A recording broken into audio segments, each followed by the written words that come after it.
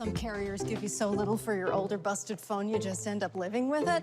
I don't think so. Verizon lets you trade in your broken phone for a shiny new one. You break it, we upgrade it. You dunk it, doggy bone it. Slam it, wham it, strawberry jam it. We upgrade it. Get a 5G phone on us with select plans. Every customer, current, new, or business. Because everyone deserves better. And with plans starting at just $35, better costs less than you think. Today is Monday, November 15, 2021. Coming up on Roland Martin Unfiltered, streaming live on the Black Star Network. President Joe Biden signs one of his biggest achievements, the $1.2 trillion infrastructure bill. We'll talk with Texas Congressman Al Green about the Build Back Better plan right here. Also, why the continuing attacks against Vice President Kamala Harris? What's going on here? We'll talk with Melanie Campbell, President and CEO of the National Coalition on Black Civic Participation, about all of the drama going on and the targeting of this sister. The same Georgia defense attorney, the white guy in the trial of 3 white men who was accused of killing Ahmaud Arbery, tried for a mistrial today. Why? Because he wasn't happy that Reverend Jesse Jackson Sr. was in the courtroom. Wait until we show you this nonsense that took place today in Georgia. And in Wisconsin, the judge presiding over the Kyle Rittenhouse murder trial dismisses the underage weapons charge and will allow the jury to consider the victims provoked their own shooting. A federal appeals court rejects Oklahoma death row inmate Julius Jones' appeal to stay his execution scheduled for Thursday. His only hope is for Governor Kevin Stitt, who is yet to grant Jones clemency. A black Texas teen was attacked with a stun gun by students dressed in KKK garb on Halloween. We'll talk with his attorney about what's going on in this case, plus a month of protesting. Now, the Blackburn takeover has ended at Howard University. We had the exclusive live stream this morning of the Students' News Conference. All right, folks, it is time to bring the funk on Roland Martin Unfiltered on the Black Star Network. Let's go. He's got it. Whatever the miss, he's on it. Whatever it is, he's got the scoop, the fact, the find. And when it breaks, he's right on time and it's rolling. Best believe he's knowing. Putting it down from sports to news to politics. With entertainment just for kicks, he's rolling. It's Uncle Roro, y'all. It's Roland Martin, yeah. Rolling with Roland now. He's funk, he's fresh, he's real, the best, you know he's Roland Martin now.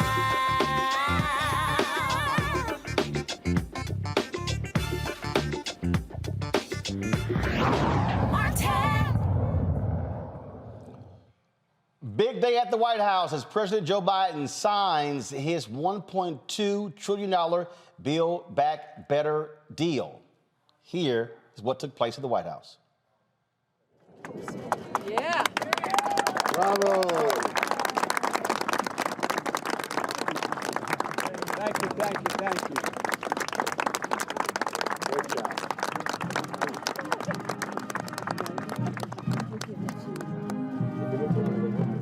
Everybody gets one. All right.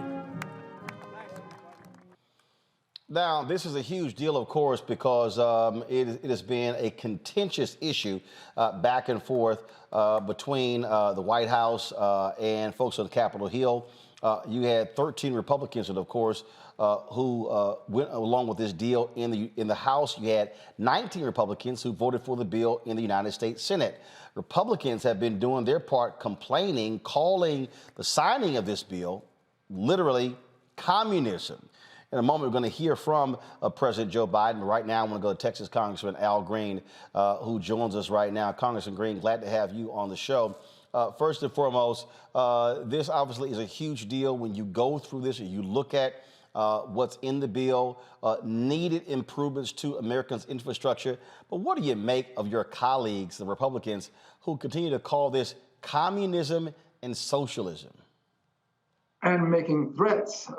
Those 13 persons who signed on, who are members of the House, have had a good deal of misery imposed upon them. And this used to be, Roland, as you very well know, the kind of thing that we would coalesce around, compromise on, and produce a great piece of legislation for the American people. Unfortunately, things have digressed now to the point that if the Republicans do anything at all, if they should do anything to support an effort that can be attributed to Democrats, they're going to be ostracized and criticized. The politics has become so divisive that merely deciding you're going to do the right thing will get you in the wrong position with your party if you're a Republican. Very sad, but true. Yeah, but when you go through this, we're talking about roads, bridges, ports. Yes. We're talking about the infrastructure, the power grid. We're talking about all these different things. I can guarantee you these same Republicans are going to be lining up with their hands out saying, me, me, me, me, me, when it's time to distribute the money. And they will be at the ribbon cutting ceremonies. There's $65 billion for broadband. We've got $110 billion for these roads and bridges and other ports that will be repaired. And some will actually be enhanced by doing more than creating repairing structural problems. So it's a lot of money involved in it because the American Society of Engineers gave us a grade of D+. You can't have a first-class country with second-class infrastructure. So yes, they'll be there for the ribbon-cutting ceremonies, but I think we'll have a duty to say something at those ceremonies when credit is being taken and ask, how did you vote for it? That's going to be the key question for a good many who will show up. If you show up in my district, that's the question I'll be asking. How did you vote for it? Well, I'll tell you this here. If any of them show up at any ribbon-cutting ceremony, it should be made perfectly clear, hey, so-and-so's here, glad to see you. Y'all don't forget, he or she voted against this. I think you make a good point. I also think that we have a responsibility to our constituents to make sure that they understand what's happening here. We are making progress for them. However, there is this desire, it seems, to divert us to look at other social issues. People want us to vote based upon things that don't impact our lives on a daily basis. Bridges impact our lives daily.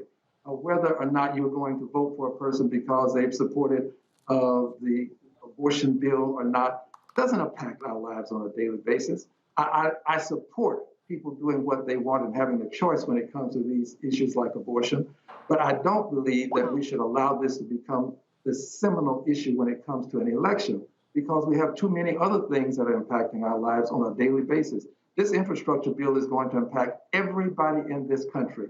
There will be charging stations across the country. This is a first. The president has made it very clear that we're going to move into electric cars, and that's a good thing because we cannot continue to pollute the atmosphere.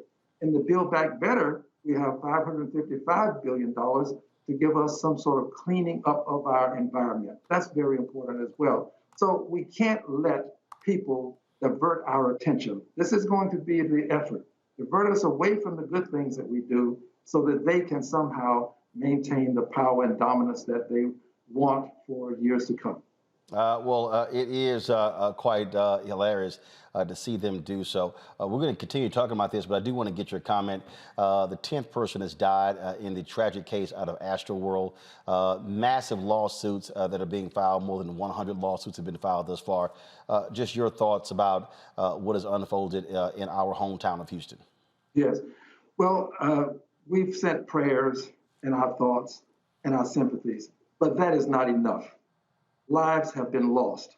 And somewhere along the way, we've got to do more than simply say we want them to have hope. They've got to have some help. People want closure. And to get to closure, we've got to know who knew or should have known this could take place. Somebody either knew or should have known this could happen. And we then need to know, was that person in a position such that that person could make a difference, could have prevented it? And once we find out who knew, should have known, could have prevented it, then we have to take some action, because there has to be some redress for the people who have suffered the loss of loved ones. 10 people died, 9-year-old baby has died as a result of this, and it was a horrible death. So I'm grateful that you have kept this before the public, because we want to not only make sure that it doesn't happen again in Houston, we don't want it to happen again any place in this country. We live in a country where we can avoid this. We have avoided it on other occasions. It's time to make sure that it doesn't happen again. And we may have to have, I say may, we haven't gotten there yet, a congressional investigation into this if the scope of it seems to be national, to the extent that other places may suffer if we don't act. All right, then. Congressman Al Green, it's always a pleasure to have you on the show. Thank you. Look forward to having you back. Thank you very much. And happy birthday. All right, folks.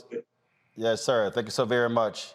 Folks, as I said, President Joe Biden spoke about the importance of the $1.2 trillion bill. This is what he said earlier today. Thank you, thank you, thank you.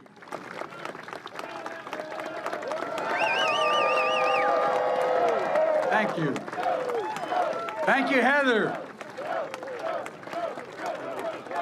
Thank you, thank you, thank you.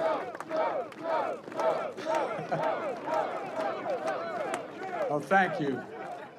Heather, you thought, you're surprised you're standing here. Jill is very surprised I'm standing here. Well, Heather, thank you for the introduction.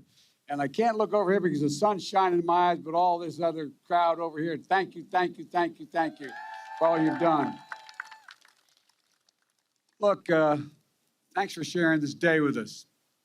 Why this day matters to you and your fellow iron workers and your families, and you explained it well. For all the folks at home, I know this day matters to you as well. I know you're tired of the bickering in Washington, frustrated by the negativity, and you just want us to use and focus on your needs, your concerns, and the conversations that are taking place at your kitchen table. Conversations as profound as they are ordinary. How do I find work? How do I get there? How can our small business thrive and our child succeed in school? Or how do we emerge from this pandemic, not just with a little bit of breathing room, but with real fighting chance to get ahead? When we ran for president, I thought maybe I could help answer some of those questions for you and the needs you have. Because every time I'd ride home on Amtrak, I'd go through just north of just south of Baltimore. I'd look out, go through a suburban neighborhood. I'd look in all those lights are on in the windows, Nance, and I'd look and I wonder, what are they talking about? I'm serious. I swear to God. What are they talking about sitting at that table? What are they talking about? They're talking about the things that I talked about at our kitchen table, Jill at hers, and all of you as well. And that's about how can we come together to be president for all Americans, to make sure our democracy delivers for you, for all of you. And I promised that we couldn't just build back to what it was before. We literally had to build back better. You couldn't build back. We're the only country that's always come out of great crises stronger than we went in. And the world has changed, and we have to be ready. My fellow Americans today, I want you to know we hear you and we see you. The bill I'm about to sign along is proof that despite the cynics, Democrats and Republicans can come together and deliver results. We can do this. We can deliver real results for real people. We see in ways that really matter each and every day to each person out there. And we're taking a monumental step forward to build back better as a nation. I want to thank everyone who helped make this happen. Vice President Harris, my cabinet members, my White House team, Jill, Doug, our first lady, and our first lady and our second husband. No, I'm joking. These guys travel all over the country together. I'm getting worried, you know. And Doug's one hell of a lawyer besides. And everybody from the United States Senate, Majority Leader Schumer, and a group of Senate Democrats and Republicans who established this bipartisan framework, including representatives and all the folks you heard from. Senator Rob Portman is a really hell of a good guy. I'm not hurting you, Rob, because I know you're not running again. That's the only reason I say it. But you are a hell of a good guy. And the most determined woman I know, Senator Kristen Sinema. Congratulations, Kristen. Look, Committee Chair Tom Carper, Ranking Member Shelley Moore Capito. I also want to thank Minority Leader Mitch McConnell for voting for this bill and talking about how useful and important it is. And from the House of Representatives, Speaker Pelosi, Steny Hoyer, Jim Clyburn, and Committee Chair Pete DeFazio, Democrats and Republicans, progressives and moderates.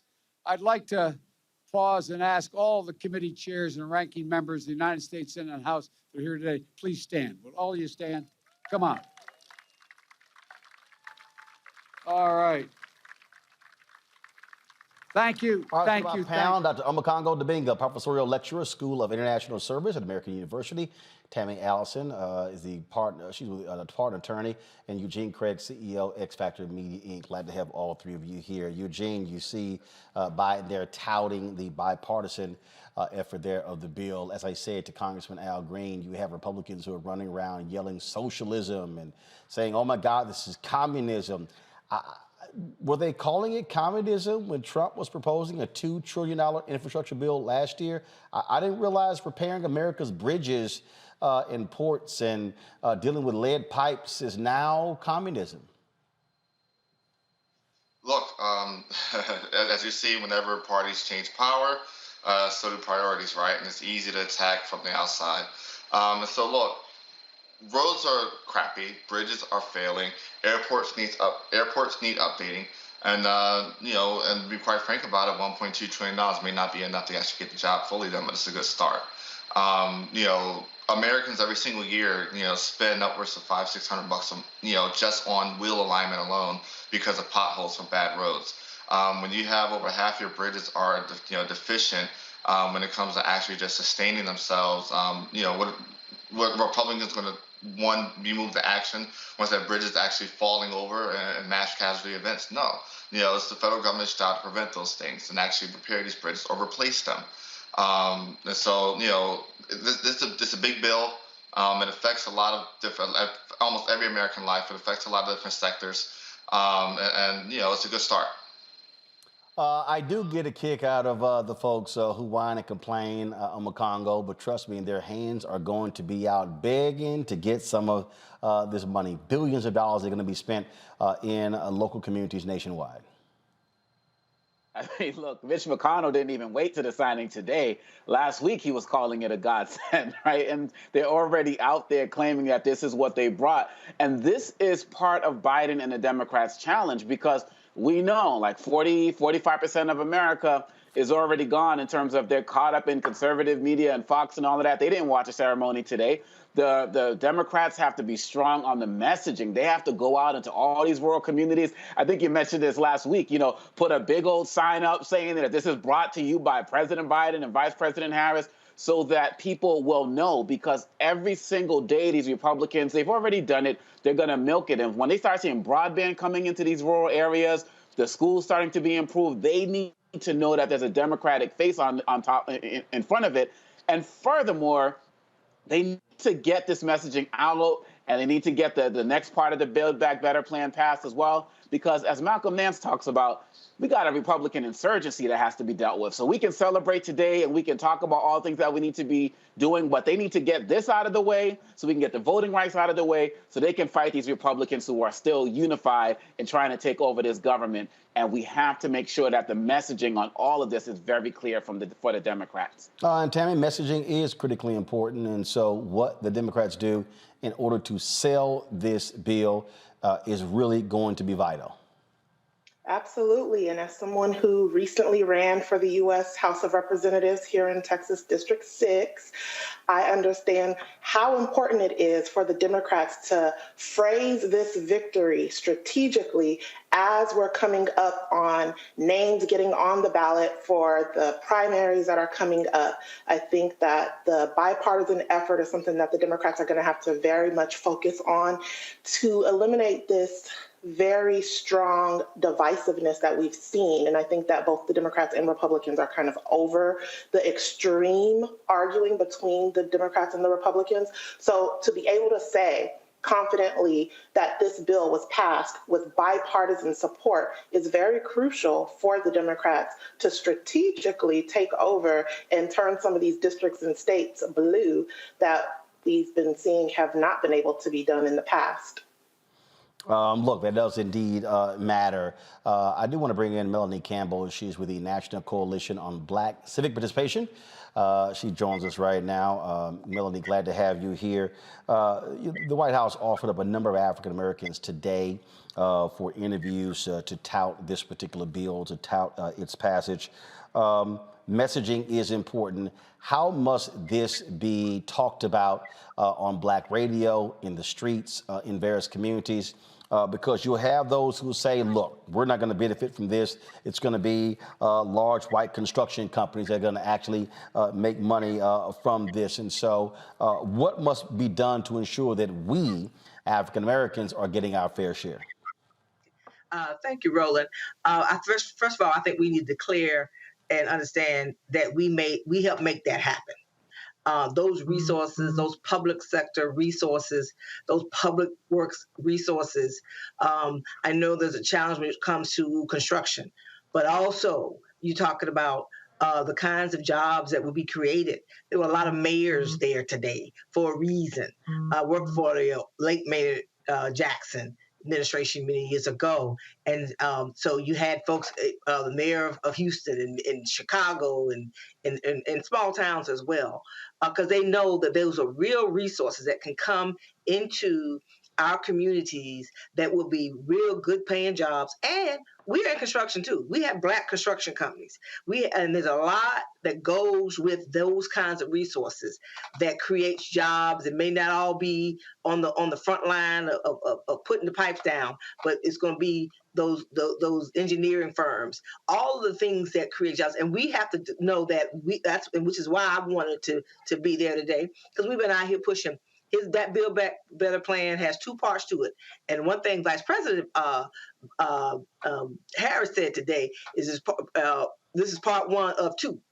You heard a lot of that being said by Schumer and others, that this is part of this initial down payment on quote unquote Build Back Better. So I think it's important that this administration make sure that I heard my sister and brothers are talking about those that you want to try to bring along, but the people who are your base need to know that this was a victory. And so it was very important. I saw people from across the country that some of our people were here, even from Michigan, that were in town for it. So that's the part of that messaging has to be to the base to know that this is important and this is going to bring resources to our community as well. Prior to President Biden speaking, Vice President Kamala Harris spoke. I wanted to play what she had to say as well.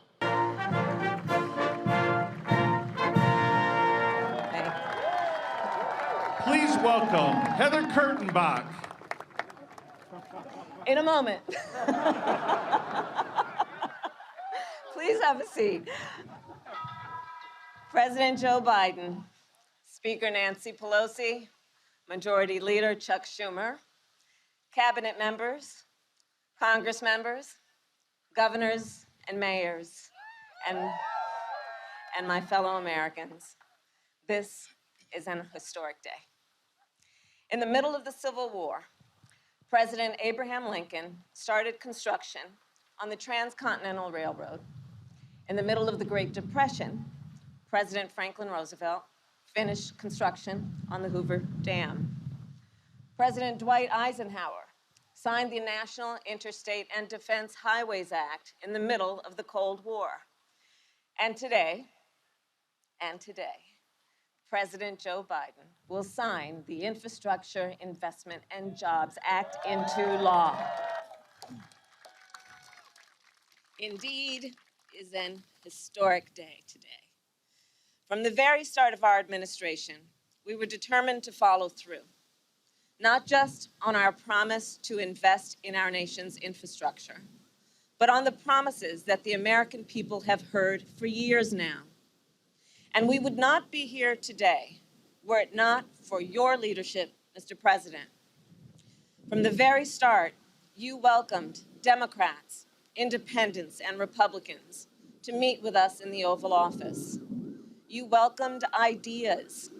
You welcomed debate, all in the service of getting this bill done. And here is what I know to be true, Mr. President. You are equal parts believer and builder. And because you are, we are all better off. On behalf of our nation, thank you, Mr. President.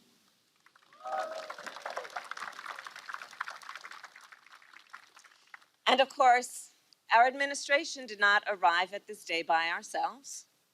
We are also here because of leaders in the House and the Senate who worked on this bill together, who voted for this bill. And we are here because of the millions of Americans who believed that we could get this done. Well, we got it done, America. We got it done. In many ways, this day embodies our character as a nation. It demonstrates exactly who we are. We are believers through and through. We see what can be unburdened by what has been. We are as bold as we are determined to do big things. The Infrastructure Investment and Jobs Act proves that. It proves that in America, we have the courage to believe a better future is possible and to build it together. After this bill is signed into law, millions more Americans will go to work in good-paying, good union jobs. Americans like Jovan Johnson, a carpenter I met in Nevada, who said that she has, quote, built her career on infrastructure and fed her family on infrastructure. Americans like Jeff Bird, a line design technician I met with in New Hampshire. He attaches fiber to utility poles to keep up with the demand for high-speed internet.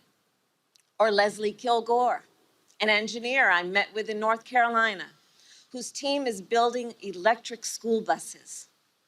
Or Walter Cody, a construction inspector with whom I met, who is working to get clean water to families in California. This will be a nationwide effort, the likes of which we have not seen in a generation. It will make our country more competitive, and it will deliver on our nation's and our administration's commitment to equity. Now, this bill, as significant as it is, as historic as it is part one of two.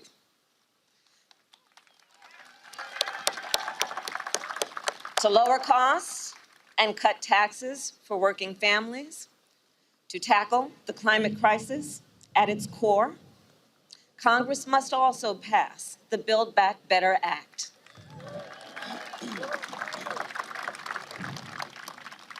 The work of building a more perfect union did not end with the railroad or the interstate, and it will not end now. So on this historic day, let us all continue to believe in our people, believe in our country, and believe in what we can do when we work together. Thank you all. May God bless you, and may God bless America. Well, for all the people out there who have been reading these nonsensical stories attacking Vice President Harris, saying, oh, she's disappeared, there you go. Let me speak to that for a second, and I'm going to go to Melanie, I'm going to go to my panel as well, because I need everybody to understand what is going on here. We are not even at year one in the administration of Biden and Harris. And already there have been stories in the Los Angeles Times, in Politico, numerous stories in Politico. Now this CNN story over the weekend, how there's this massive dysfunction and how the White House is tired of Vice President Harris and her staff was not trusting of the White House. Here's what should be happening. Ron Klain, who is the chief of staff to President Biden, needs to squash this. This is where the chief of staff calls his folks together and say, cut the bullshit. The last thing that needs to be happening right now are all of these stories that are circulating that are attacking the vice president. You see the poll numbers, 28%, that people are saying, oh my God, lowest ever. And now you see the Washington Post, they're touting Pete Buttigieg. You're talking about a cabinet member who is far down the totem pole, and folks are saying, oh, maybe they should replace Harris with him in 2024. If the people who are in the White House and the people who used to work for Kamala Harris can't shut their damn mouths, well, then you know what? Y'all are going to make it real easy for Republicans to win in 2024.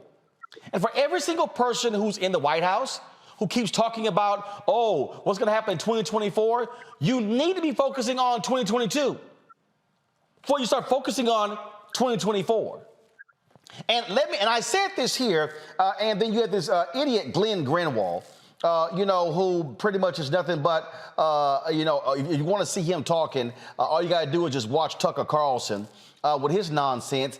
He actually took exception to a tweet that I sent out today. His exception was that if you want to see what's happening with the Democratic Party. So what happened was Michael Harriet actually had tweeted something out saying that, you're going to see potentially the Democrats trying to replace Harris with Buttigieg. And I actually responded to that particular tweet. Let me find it right now because I just want to show you what's going on here. And see, you need to understand what's happening here. If people did not somehow see Vice President Harris as a threat, you would not have the constant attacks on her. And that's exactly what you're seeing. It's constant, one after the other, one after the other. They're portraying her as being a doofus, somebody who's clueless, someone who doesn't know what's going on, all of that, okay? So, those are the things that you are seeing that actually takes place. And the reason this really is important is because clearly there are people who are afraid of her for some reason. Remember all the attacks that took place when she was running for office? Remember how it was the troll farms that were specifically castigating her, tearing her apart, ripping her to shreds? Y'all do remember that taking place. So now all of a sudden you have more of this. Now all of a sudden it's, oh, she's not up for the job. And then the one that really keeps, just got me just hilarious, got me laughing is, oh my goodness, she's disappeared. How has she disappeared when she's literally been involved in numerous meetings? President Biden has talked about the role that she played in the Build Back Better plan dealing with Congress. She just got back from France, a very successful trip. Here's a tweet right here. So Michael Harriet had tweeted, they finna leapfrog Pete Buttigieg over Kamala Harris. Watch. I responded, if the Democrats want to see a black female revolt, go ahead and try this. You're guaranteed to lose. So this idiot Glenn Greenwald goes Democratic Party politics in 2 tweets. Well, actually, it's right, Glenn. Because, see, I'm telling y'all right now, and this is for all the folks in the White House and the folks who used to work for Vice President Harris who keep running their mouths. The last group y'all want to piss off are black women. There is no group that is more aligned with the Democratic Party than black women. Nobody. Not black men, not white women, not white men, not Latino men, not Latino women, not Asian men, women, Native Americans, folks who are Jews, Christians. I can go down every single group. There is no group that's more in line with the Democratic Party than black women. But if y'all try to sabotage the first black female vice president, that's not going to bode well for sisters. Now, you got people out there who say, oh, well, black folks don't really like Kamala Harris. People hate Kamala Harris. All right, go ahead, mess around and see what happens.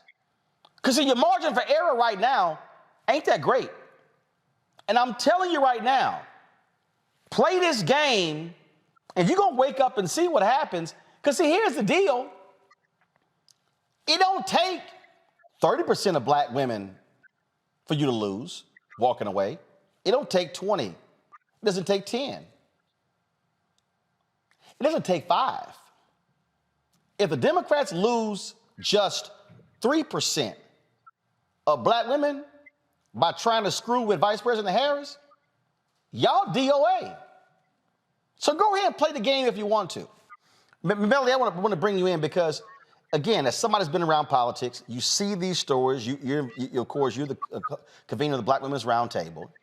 And it's like every 2 months, it's another story. Dysfunction. Oh, my goodness. She's lost. She's disappearing. We don't know what's going on. I follow the White House Twitter feed. I follow hers. I see photos. I see videos. I see all sorts of things. I see action she's taking. But here's the other deal. It ain't like I saw Joe Biden all over the place when he was Obama's vice president for 8 years.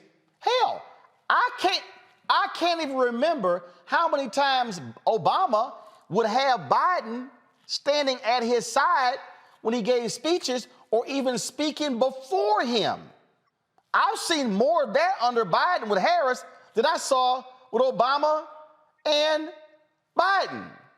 What do you take of these constant attacks trying to portray Vice President Harris as being utterly clueless? Roland, I'm going to say everything you said in these last few minutes, ditto, ditto, ditto. Now, when it comes to how some in the media are attacking her, that's one of the reasons one of the people I was with today was Joe Taker Edie with Win with Black Women. That's why we got together around Win with Black Women when they were attacking all, not just now Vice President Harris, but all the Black women who were up for consideration for Vice President just last year, right? So and understanding how women are attacked, but trust and believe, Black women are paying attention and are going to push back. And we got to push back in a systemic way as well, Roland, because at the end of the day, we have to go have conversations with some of these media folks, conglomerates. What is going on really with these attacks? Now, at the end of the day, we can support and challenge at the same time. We want this administration to do more. That's why we're out here continuing to fight for voting rights. We're continuously fighting for Build Back Better and other policy priorities, and we will continue to do that. But also, we know when the game is not even the word fair is strong enough, but when there is an attack, the attack on her in the way that it's going, it's an attack on Black women.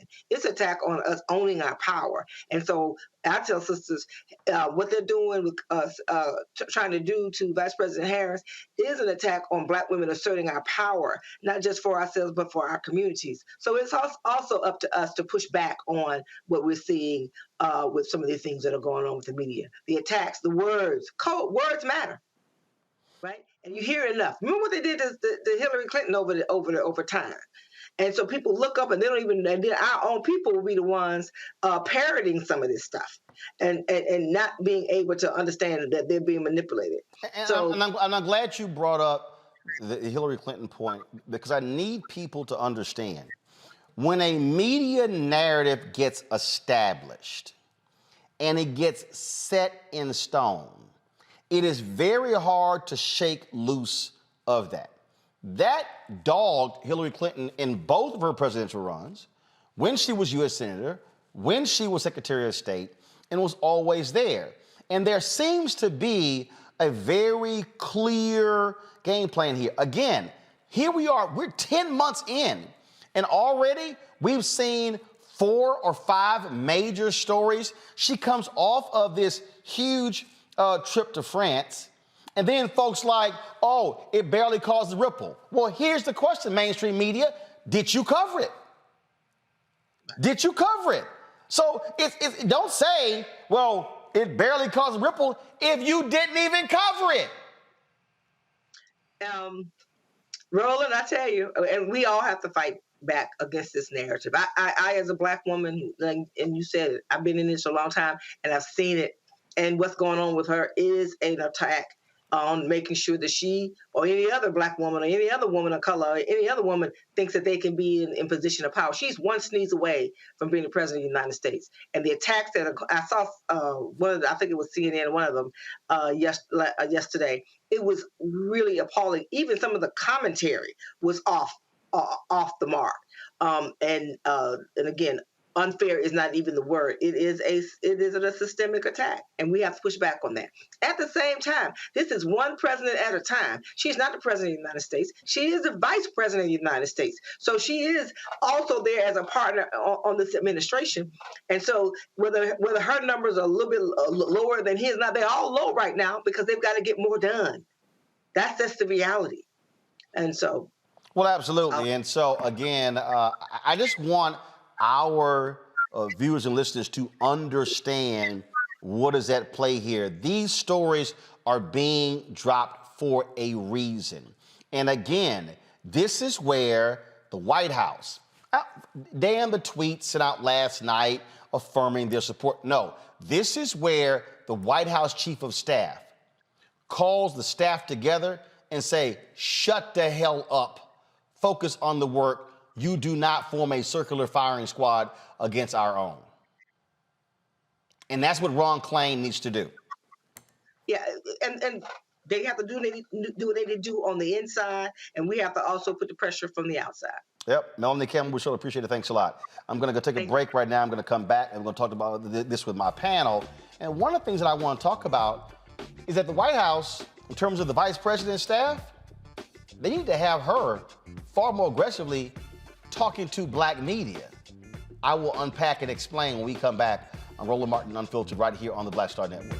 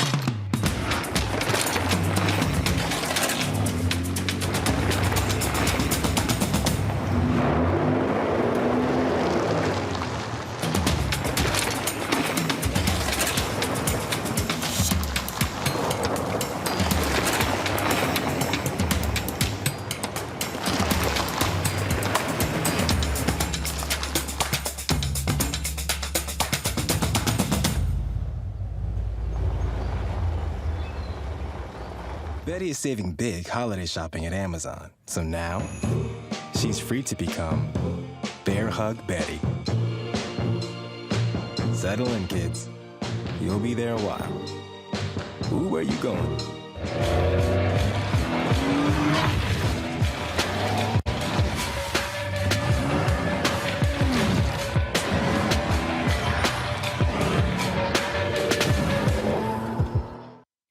Bishop T.D. Jakes. How y'all doing? It's your favorite funny girl, Amanda Seals. Hi, I'm Anthony Brown from Anthony Brown and Group Therapy. What up, Lana Well, and you are watching Roland Martin Unfiltered.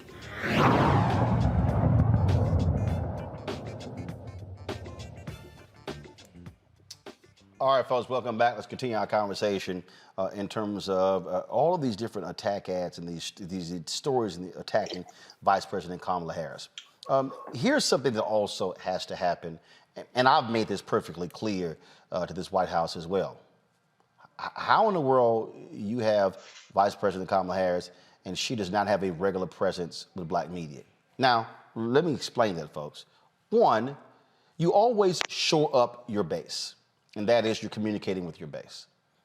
What this White House should be doing, they should ensure that she is the lead person who is talking to black radio, to black TV.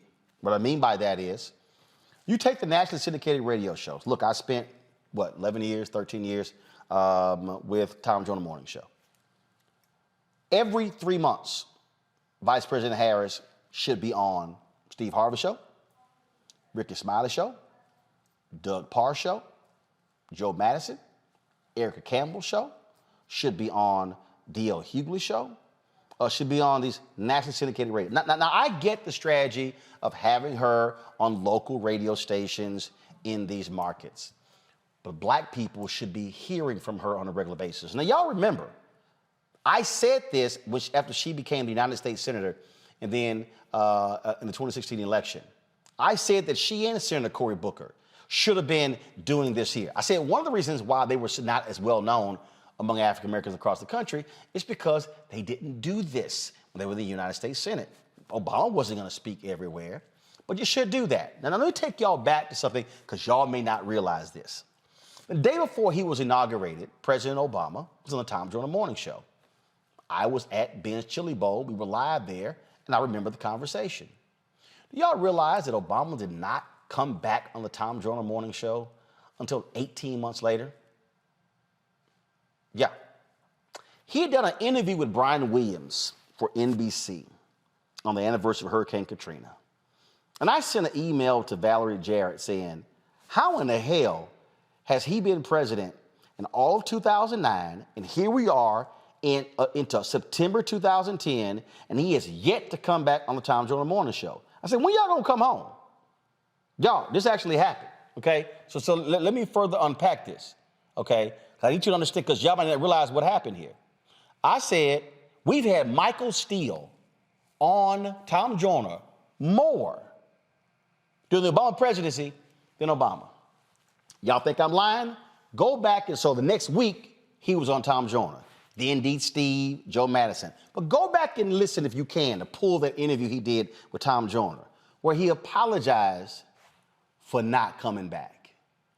See, always come home and talk to your base, because if you don't keep your base informed, then you're gonna have a bigger problem with everybody else. The thing here, Omakongo, and to Eugene and Tammy, is people have to understand this is politics. And if you don't lock down your base and keep them informed, you're not gonna have folk there to have your back when you need them.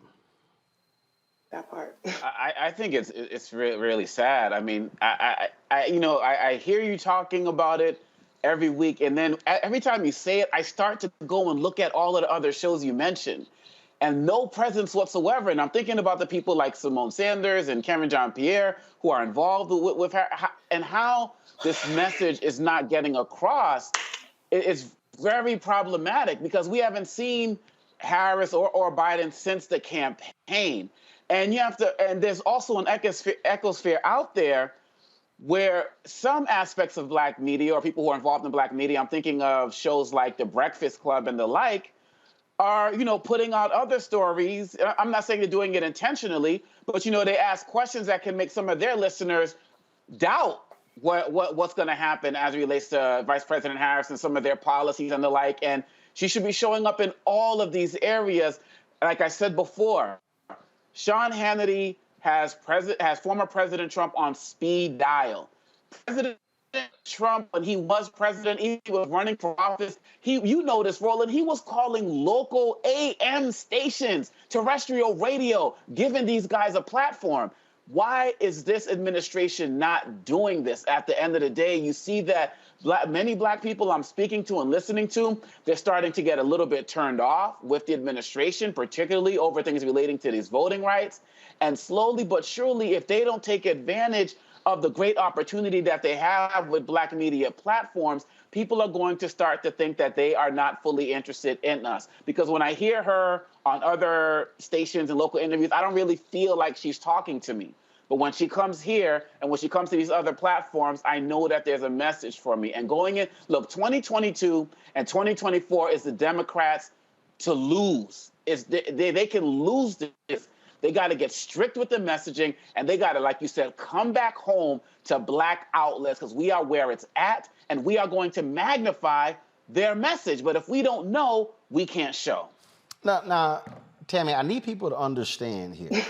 I'm not sitting here, man, why is she not coming on my show?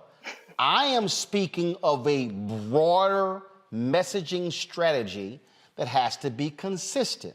And so here you have this $1.2 trillion bill that's being passed. Who should be the person that the White House is sending to communicate this to Black America? It should not be mayors. It should not be the CBC members. In fact, I got an email today. Let's see if I can pull it up. I got an email today, and I understand, again, I understand messaging. But this is what, let me see if I can pull it up.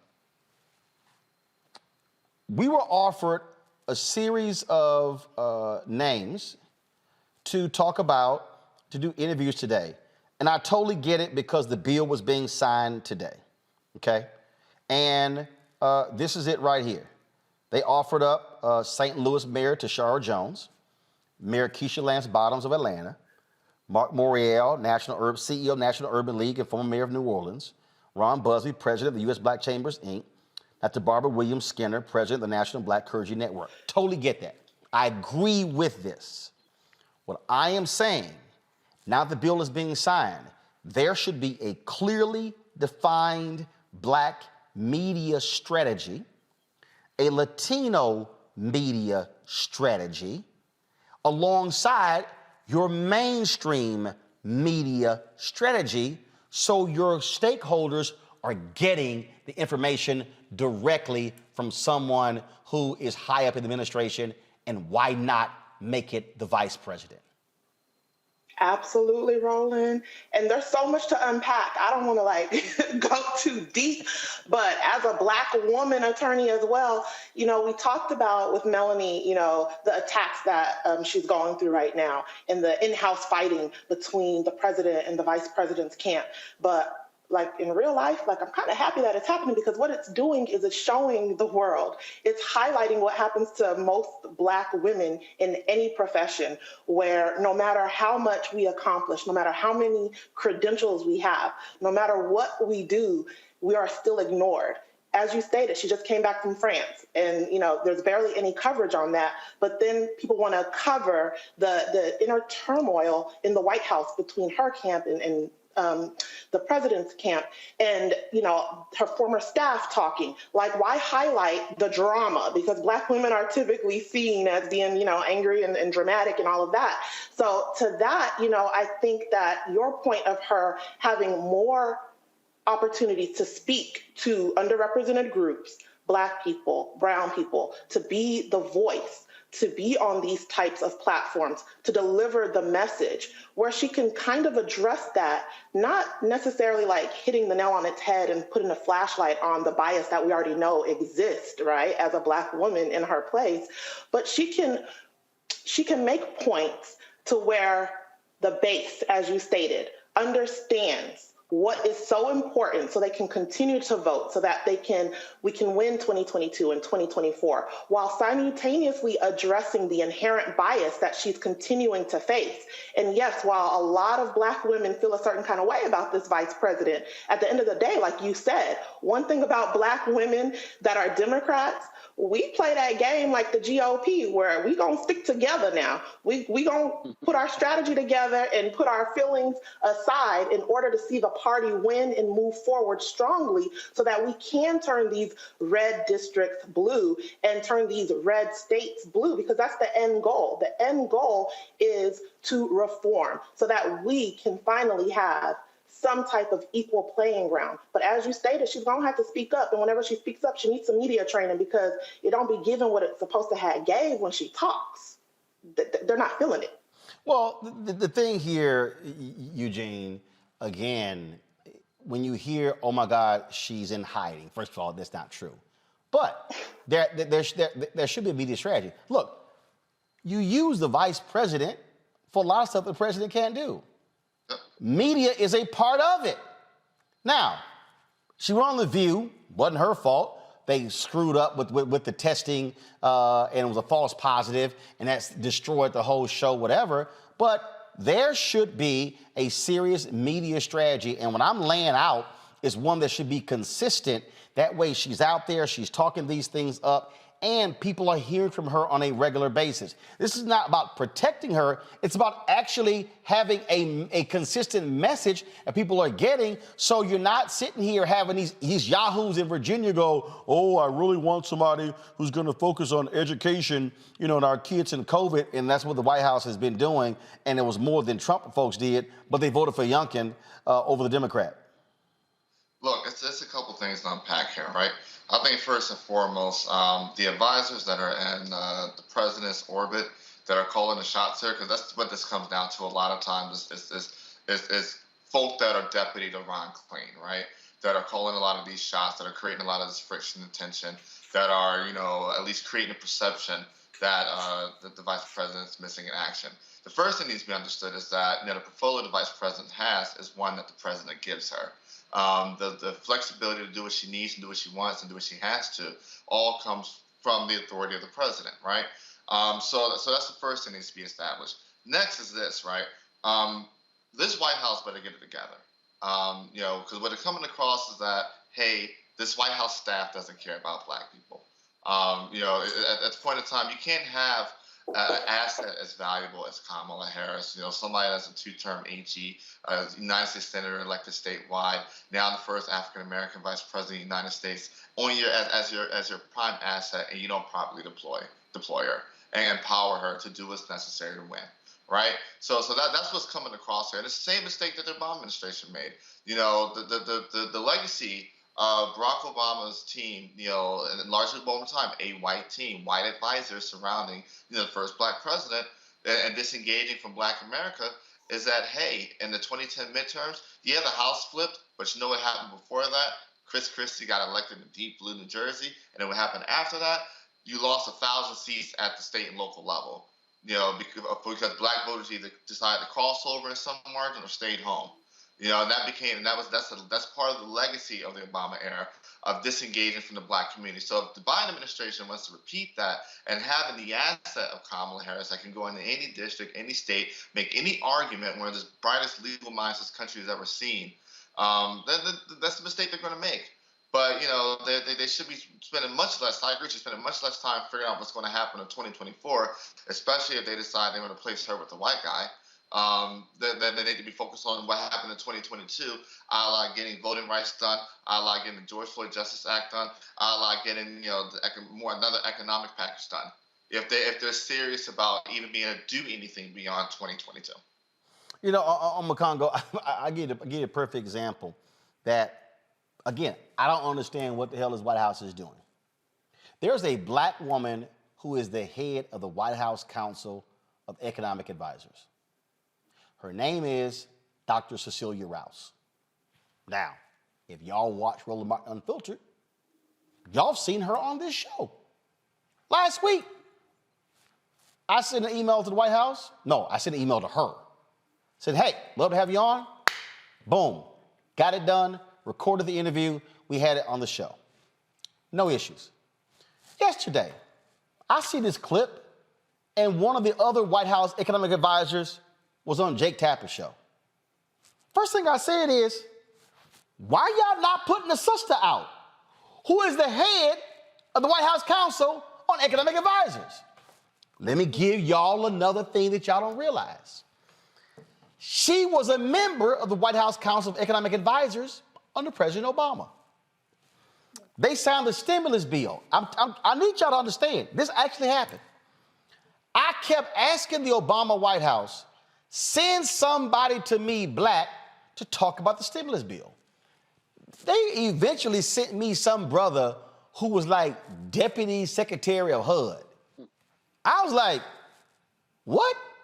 Y'all, y'all, straight up true story. We were at Congressional Black Caucus Foundation ALC Phoenix Awards dinner. And I'm talking to my man, my golf buddy, former mayor of Dallas, then the trade ambassador under Obama, Ron Kirk. Ron says, Roland, man, you got to meet this bad sister, Cecilia Rouse. I said, who is she? He said, she's one of Obama's White House Council of Economic Advisors. I said, say what? He said, yeah. He said, man, you got to meet her. We walk over. We meet. I said, hold up. You been in the White House all this time? All this time? I ain't seen you on TV nowhere. I got to have you on my show. She was like, love to come on. Y'all had her on the show. I want y'all to Google Cecilia Rouse.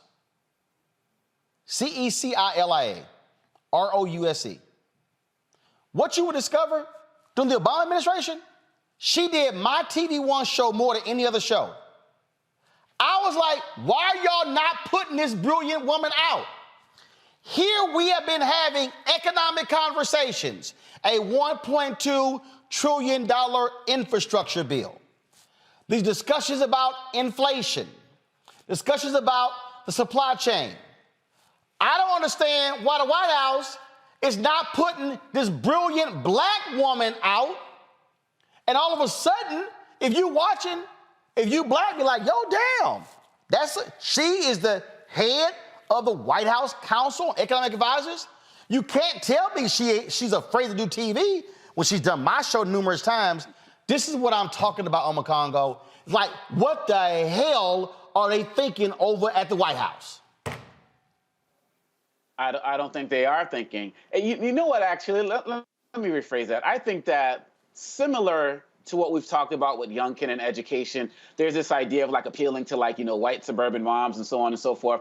I feel like the Biden administration still acts as if they have to appeal to a white suburban demographic, even though white people haven't voted majority for a Democratic candidate since the Voting Rights and Civil Rights Act of the 60s. And they keep playing to that audience. So that explains exactly what we're talking about as it relates to CNN. And look, we have to understand that when you have sisters like that, when you have sisters like Vice President Kamala Harris, there's another group that we need to talk about here right now, black men, right? Black men came out in large numbers during the last election. We know not in the same numbers as black women, but fairly high. And I think that brothers also need to see people like Rouse sitting down with you and Joe Madison and the like, so they can start to see that how y'all interact with her and understand that she's cool and she's down, because we know that once these Republicans and the Foxes, networks of the world start to get hold of these stories about dysfunction in the White House between Harris and Biden, they are going to start to amplify it and amplify it and amplify it, that messaging that you're talking about, and start feeding these stories. And you're going to have some brothers out there who might see that and start to be like, well, dang, maybe she ain't really about it, right? And so if they don't take advantage of this messaging, again, 2022, 2024 is there to lose. And isn't the person who runs the EPA a brother as well? The Biden administration needs to stop being timid about putting black faces out there. Like you absolutely said, he does a great job of putting Vice President Harris out there in terms of speaking before he speaks and the like, but they need to come home to our networks so we can see them on a regular basis and decide for ourselves what they're about. Because if not, there are too many other narratives, like you said with Hillary Clinton, that are already forming that are going to be used to work against her. I'm trying to tell y'all. All right, I gotta go to a break. We come back. I'm gonna talk with the attorney of a young black kid. But these white kids wore KKK costumes for Halloween, and nobody did nothing. Really? We'll unpack next. The Roland Martin Unfiltered on the Black Star Network.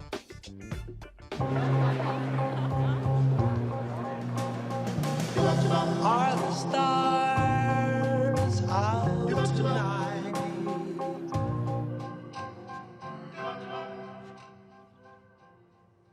Alexa, play our favorite song again. Okay.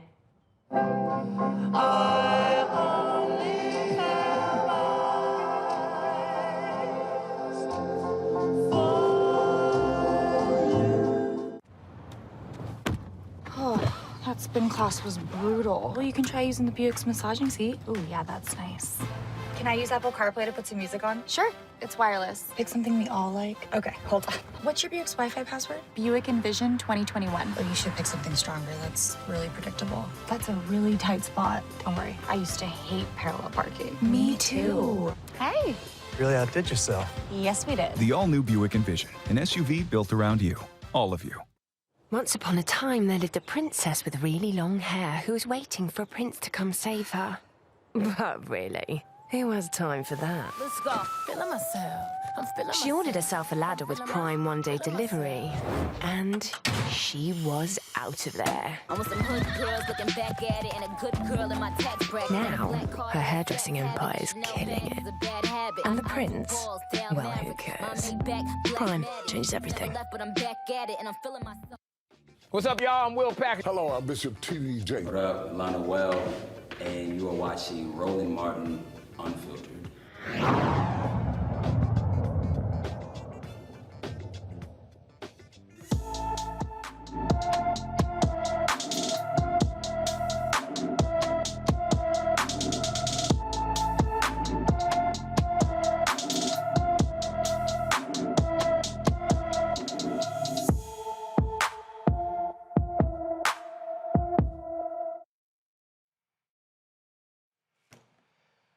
15-year-old Kadaja Lindsay was last seen on October 4, 2021. The teen has been missing from Rockford, Illinois. She's 5'3" tall, weighs 160 pounds, with black hair and brown eyes. She has a nose ring. If you have any information about Kadaja Lindsay, please call the Rockford Police Department at 815-966-2900, 815-966-2900. On Friday, I shared with you a story about a black teen in Woodsboro, Texas, who claims he was shot with a stun gun by a group of his white classmates dressed up as KKK members for Halloween. Well, what's really going on with this story? Matthew Manning is the teen's attorney. He hails from Corpus Christi, Texas. He joins us right now. Matthew, glad to have you on the show. So what happened here? So was this at school? Was this in the neighborhood? And these were white teens wearing KKK costumes? Yeah, let me clarify, Roland, and let me first say I'm really honored to be here with you this evening, brother. But basically, this was a group of students who targeted my client on Halloween night who were dressed in KKK outfits. It was a group of people that some had KKK outfits on and others didn't, and it was a group of Hispanic and white teens. But he was tased by one of them after they accosted him, and we're here talking about it because as unfathomable as it is, it nonetheless happened in 2021. So when I was made aware of the case by one of my other clients, I immediately went to social media, started investigating it as much as I can as a non-law enforcement officer. And citizens came out and gave me information, and we were able to break the story open and really make sure that law enforcement looked at this the way they should. So, okay, so where did this take place? Was it in a neighborhood? Was it at a party? What was the actual setting? Sure. So it took place in a neighborhood on a residential street, which I visited yesterday, as a matter of fact. And what happened is it occurred during the course of trick-or-treating. So I know you're a Texan, and I know you know the term one-horse town. Woodsboro is a very, very, very small town. You can literally see across the city. And kids were out trick-or-treating, my client being one of them, out with a group of friends. And this group was out menacing a number of students that all went to various schools there in Woodsboro, and looked for my client, found him, and tased him. It's that simple. It occurred out on the street in a residential neighborhood. Okay. Are there photos and video of these kids wearing KKK Halloween costumes? Yeah, they're actually both. I viewed the video, and it's really important to say, Roland, that the video corroborates 100% what my client both told law enforcement and what he told me. And as you can imagine, this is a video that was disseminated and immediately deleted by the person who recorded it. So, law enforcement had to do a little bit to find it, but once they found it, I was able to view it, and it does, in fact, corroborate my client's account. This neighborhood, is it a mixed neighborhood? Is it predominantly white neighborhood? What's the racial makeup of this neighborhood? So the racial makeup is predominantly white and Hispanic. There's a very small percentage of black citizens there. Very small, what, less than 5, less than 3, 2%? I couldn't give you the number, but I would be surprised if it were over 5%. It's very small. It tracks Corpus Christi, which is about 6% black citizens, so somewhere thereabouts. Okay, so these kids' parents, where in the hell were they? I don't know. And what's interesting about it is a number of citizens, primarily white citizens, saw it and were outraged and immediately called the police. And that's been really the seminal question, is how on earth do kids go out trick-or-treating dressed as Klansmen and not be noticed by their own parents? Which begs the question, of course, is this the kind of thing you're learning at home? Because it doesn't seem like you would do that unless you felt you had license to do that, particularly in such a small insular community. Okay, so did they attempt to hit him with a stun gun? Was he actually shocked? How long did this last? Yeah, he was actually shocked. So the entire encounter, what I saw, was a little bit over a minute, at least the recorded portion, and he was shocked during the course of that encounter. And are y'all pursuing charges against these kids for assault, and have they actually been charged? So they haven't been charged yet. Law enforcement is still working the case, but that's exactly what I was doing last week with the prosecutor. I'm a prior prosecutor myself, and I sat down with the prosecutor and delineated to him every single charge I thought was supported here. And what's really important for people to know is that, in my opinion, having tried hundreds of cases, this is about as textbook as it gets to the charges that I think should come forward, which are not only an assault charge, but also what's called engaging in organized criminal activity, which is essentially a charge that you put on defendants that have colluded together to conspire to commit a crime. So it's a statute that basically codifies the law of parties here in Texas and says if you combine with other people and you go commit a crime, not only are you guilty of the underlying crime, but you're guilty of a higher level of punishment, the same way you are here when you're guilty of a hate crime, which is what this would constitute under Texas law. Wow, it's an absolutely outlandish story. And again, last point, what was the actual date when this happened? So this happened on Halloween night. So here we are more than 2 weeks later, and they still haven't been charged. They have not been charged yet, and the worst part, Roland, is I know you had a little graphic there. The school had the audacity, the school that they all attend, had the audacity to put out a statement that said they couldn't discipline the students because this occurred off campus. Well, unfortunately for them, I'm a lawyer that actually does my job, and I looked at their school code of conduct, and it specifically prescribes that they can not only suspend, but they can actually expel for conduct that happens off campus. So really the school's immediate response was the one that infuriated me because it evinced really just a desire to not do anything. Law enforcement taking a little longer doesn't surprise me as much because they want to do the thorough investigation, and we want them to do as thorough an investigation as possible. Wow, that is certainly incredible there, what took place there. Matthew, we appreciate it. Thank you so very much for joining us and explaining what took place. Thank you, Roland. Have a good night. All right, thanks a bunch.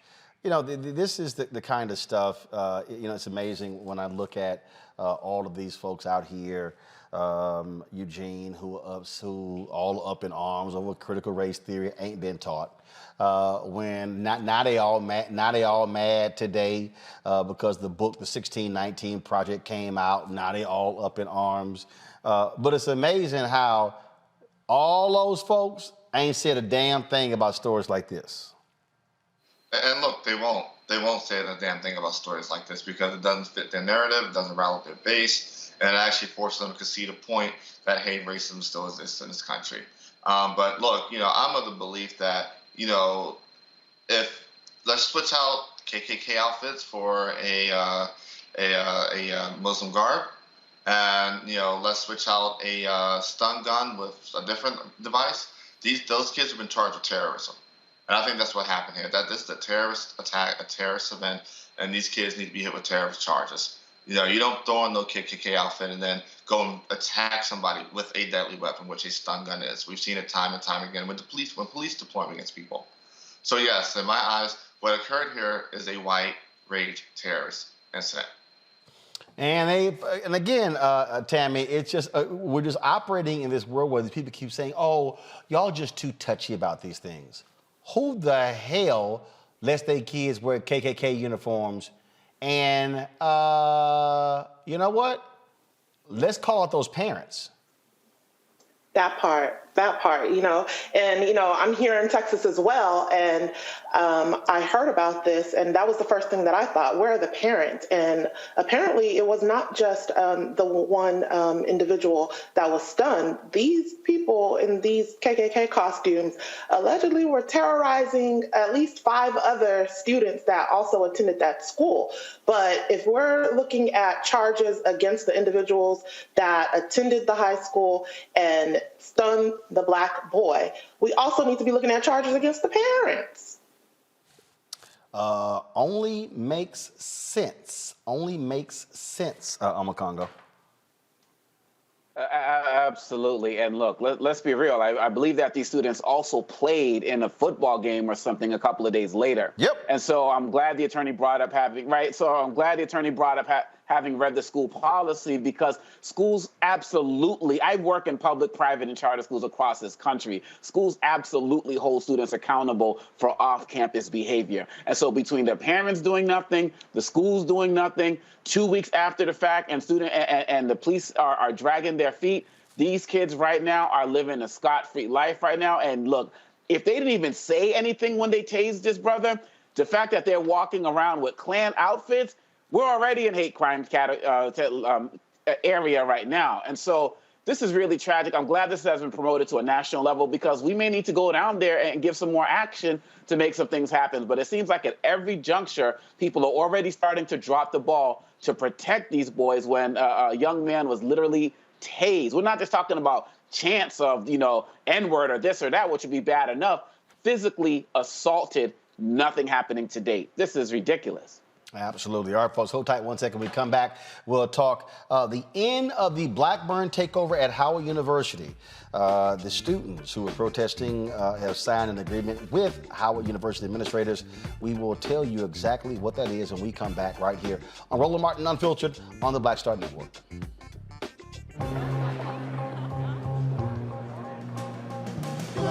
Are the stars out tonight?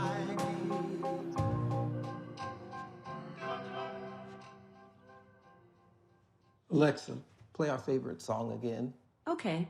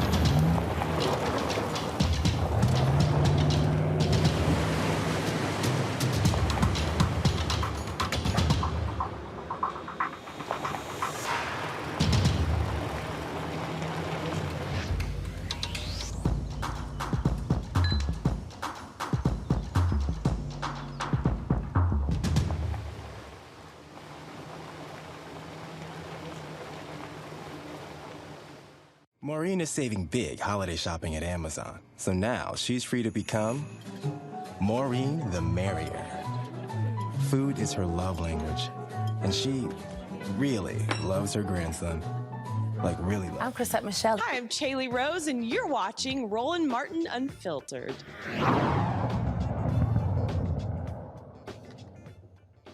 After 30 days, the Blackburn takeover at Howard University is now over. Today, the students involved in the protest held a news conference that was exclusively covered and live streamed by Black Start Network that detail this particular agreement. I want to play a large portion of that news conference for you.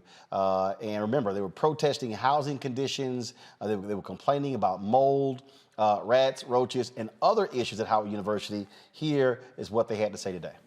Give me a countdown. 5. Let's get it, guys.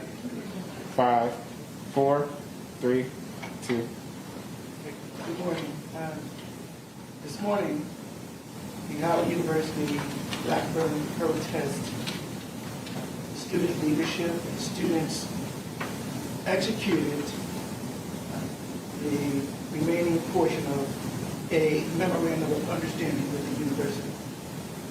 While the terms of the agreement are, specific terms are confidential, it can be said without any hesitation or reservation that the students courageously journeyed on a path towards greater university accountability and transparency and public safety, and that this agreement marks a meeting of the minds between them regarding the issues of concern. So while they will not speak specifically about what's in that agreement, I'm going to be turning it over to the 3 seminal student leaders during this protest and ask them to give remarks. I'm going to start, please, with Anaya Vines. Good morning, everyone. Thank you so much for tuning in and supporting us for the past 33 days. October 12th was the day Howard Bison said enough is enough. After previous demonstrations, the Live Movement National Team, the Young Democratic Socialists of America Howard University chapter, and Bison decided that they would not move until administration understood that our voices matter. We were fed up, we had enough, and we were ready to make change for our beloved Howard University by holding administration accountable by any means necessary. We spent 33 days challenging the Howard University administration. We spent 33 days saying that not only did our lives matter, that our voices matter, and our concerns matter. We spent 33 days affirming and fighting for the first class housing that Reverend Jesse Jackson said we were entitled to. We came, we saw, we declared, and we won. We won for Howard students. We won for Howard University, both historic Howard and the future Howard. And we won for our community. We challenged the lack of accountability. We challenged the lack of safety, and we challenged the lack of our ability to even say that there was a problem. And at Beaches, everything's included for everyone. All right, folks, I'm going to play that back. We had a tech issue. Okay, go ahead. Take it from now. And hopefully, after I graduate, I can matriculate on the Howard Law. And hopefully, we won't have the same issues, because today is a new day for Bison everywhere. Today is a new day for the Bison sitting at the table and standing around us. Because tomorrow, the struggle continues, but these issues, we got what we came for. We got increased scrutiny. All right, folks, Howard University issued this statement. They posted this on Twitter. You can pull it up, please.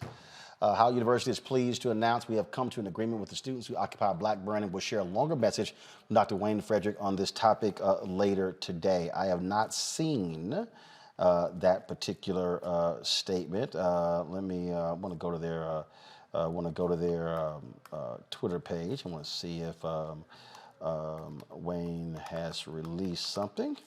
Let's see here. Okay, let's see.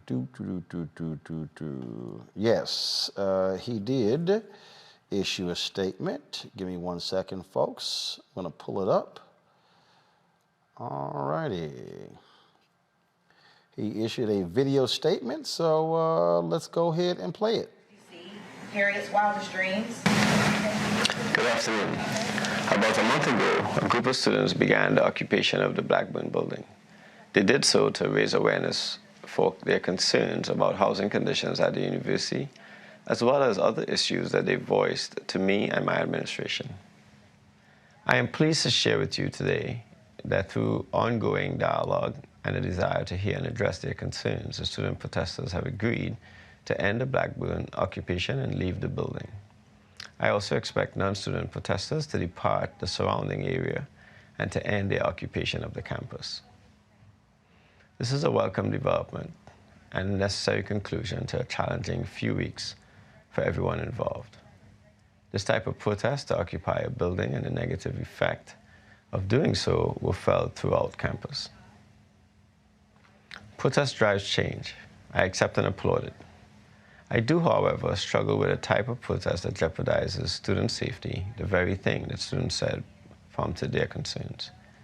The health and well-being of students is the most important part of my job as president. As I have said before, even one issue in one of our residence halls is too many, and we will continue to remain vigilant in our pledge to maintain safe and best-in-class housing. We have so much more to accomplish together, and the future for all of Howard looks very bright. Our Howard Forward Strategic Plan, which was launched in 2019, will continue to guide our path and build upon our success as we transform the academy, research enterprise, and financial strength of the university to be best in class. It's not lost on me that that must also be met with empathy. Our 2020 Campus Master Plan speaks to a strategy to grow and invest in our beloved Hilltop, which will continue to improve the campus experiences for our students, faculty, and staff. The progress can only be achieved by coming together as one Howard, one Bison. As we close in on the Thanksgiving holiday, I'm encouraged and excited about the work we have accomplished and the work we will continue to do together to reinforce our beloved Howard University. We look forward to working collaboratively to address concerns and build a culture where all are heard. I will continue to open lines of communication and will hold my traditional State of the University address next semester, which has always included an open dialogue with the audience. Building an institution we can all be proud of requires work every Folks, day. that was Wayne Frederick, the president of Howard University. This had gone on for quite some time, Omokongo, and I mean, obviously, it was constantly being, with the social media, national media, a lot of focus was placed on Howard University, and both sides wanted to bring this to a conclusion. And really, it was the alumni gathering. There were alumni who came to Howard on Saturday, including Newark Mayor Ras Baraka, who played a critical role in brokering this deal. Yeah, it is great to see, and you know, at the same time, it's just sad, Roland, because should have never come to this. I remember when you did the story a few weeks ago, and you were there, and you went inside, and I remember as an undergrad here in D.C., I wasn't a Howard student, but would go there often, and it was just sad to see. And I want to commend these young women leaders who stood strong in front of the university and brought this to national attention. And now that we are here, we just hope that everybody can just get better and stronger from this experience, because we're talking about our babies here, and they should never have had to be put in a position where they were not safe. I'm glad that the university did respond as it did, but Howard University has had so much great news over the last few months with Felicia Rashad, the Chatsworth building, and just the list, Ta-Nehisi Coates, the list goes on and on. But it seems like during this whole process that the students were neglected, and I'm glad that the students reminded the world that they come first. So kudos to them and the alumni who stood up for them. Tammy, this was Newark Mayor Ras Baraka on Saturday. This is what Chuck Modi posted on his Twitter feed. I love Howard. Howard is responsible for everything that I've been able to do in my life. Besides my mother and father, they deserve all of the credit, and Howard University. I'm just going to say that. And protesting was a part of my education at Howard University. Your protesting is a part of your education at Howard University. It is a part of it. It's not, I don't think we're going to have a time when people are not going to protest. I think it's a part of your coming of age at this university, your ability to see the world as it is. And once you begin to understand the world and understand yourself in it, you automatically begin to figure out that it is your duty and your responsibility to change it. And that you can't live in it the way it already exists, and it has to change, right? That becomes your responsibility. So protesting is a part of that. So I don't want you to feel like you're doing anything wrong, because you're not. What you're doing is in the tradition of thousands of people that came before you, even the people we named the buildings after, were also protesters, and they're in many different ways. So I just want you to be clear on that and not be shamed by people who want you to be embarrassed by the fact that you are standing up for what you think is right, and they want you to believe that this is against Howard's tradition. No, it is in Howard's tradition that you do this. Tammy, Mayor Ras Baraka played a crucial role in going between the students and the administration and brokering this deal. And what you're seeing is not just at Howard University, other students. We talked about Tuskegee, how the students were sick and tired of the conditions with the band. Tuskegee responded, replaced the band director, and made other changes. Students are making it clear they're spending money on tuition and they want to use their voices. It's amazing, Roland, the fact that these young leaders are using their voices and speaking up, speaking out about the conditions they're facing and demanding change. I am so proud of the students of Howard. You know, before moving back to Texas, I was a senior attorney at DOJ in Washington, D.C. for 10 years, and so many of my friends attended Howard, my mentees attended Howard, so to see what those students were able to accomplish and to see their alumni rally around them to help bring this to national media attention so that they could get the change they deserve is amazing. It's also amazing that other students at other HBCUs are following suit and using their voices to speak up and protest so that they can have the change that they need. It's so incredibly inspiring to see this younger generation just being very courageous. Eugene? Look, that video was hard to watch, right? I mean, that video made Travis Scott's video look like golden PR. This comes down to be really simple. The students want a PR font, so now the university actually has to take actual action.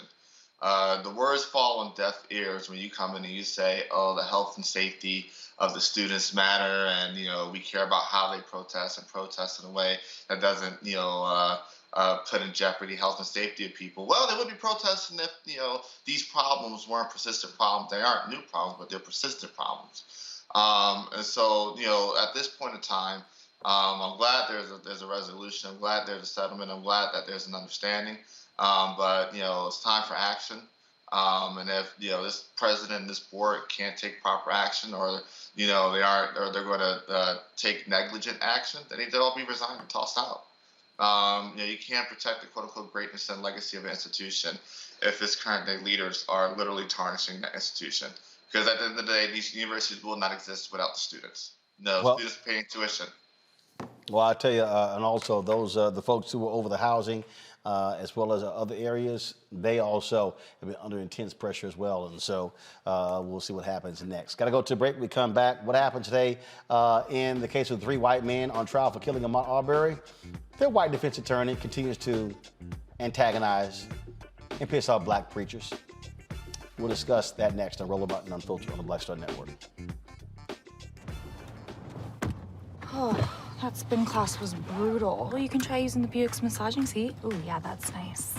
Can I use Apple CarPlay to put some music on? Sure, it's wireless. Pick something we all like. Okay, hold on. What's your Buick's Wi-Fi password? Buick Envision 2021. Oh, you should pick something stronger. That's really predictable. That's a really tight spot. Don't worry, I used to hate parallel parking. Me too. Hey. Really outdid yourself. Yes, we did. The all-new Buick Envision, an SUV built around you, all of you. Once upon a time, there lived a princess with really long hair who was waiting for a prince to come save her. But really, Who has time for that? Let's go. Feeling myself. I'm feeling She ordered herself a ladder with Prime one-day delivery, and she was out of there. I want some hood girls looking back at it and a good girl in my tax bracket. Now, her hairdressing empire is killing it. And the prince? Well, who cares? Prime changed everything. Hi, I'm Gavin Houston. Hey, what's up, y'all? It's your boy Jacob Lattimore, and you're now watching Roland Martin right now.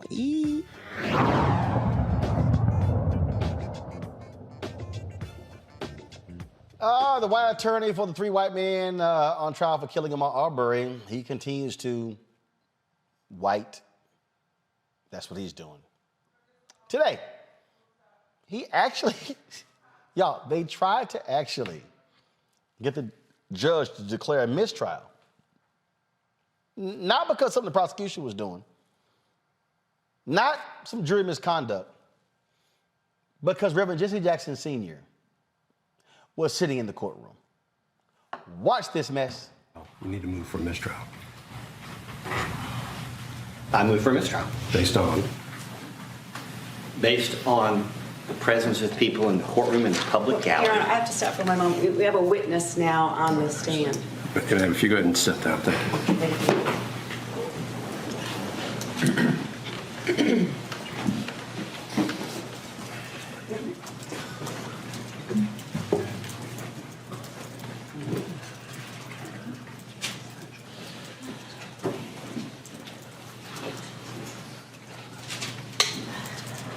And I do actually very much appreciate the court helping me maintain a record on this. We formally moved for a mistrial under the 5th, 6th, and 14th Amendments of the U.S. Constitution, parallel provisions of the Constitution of the state of Georgia.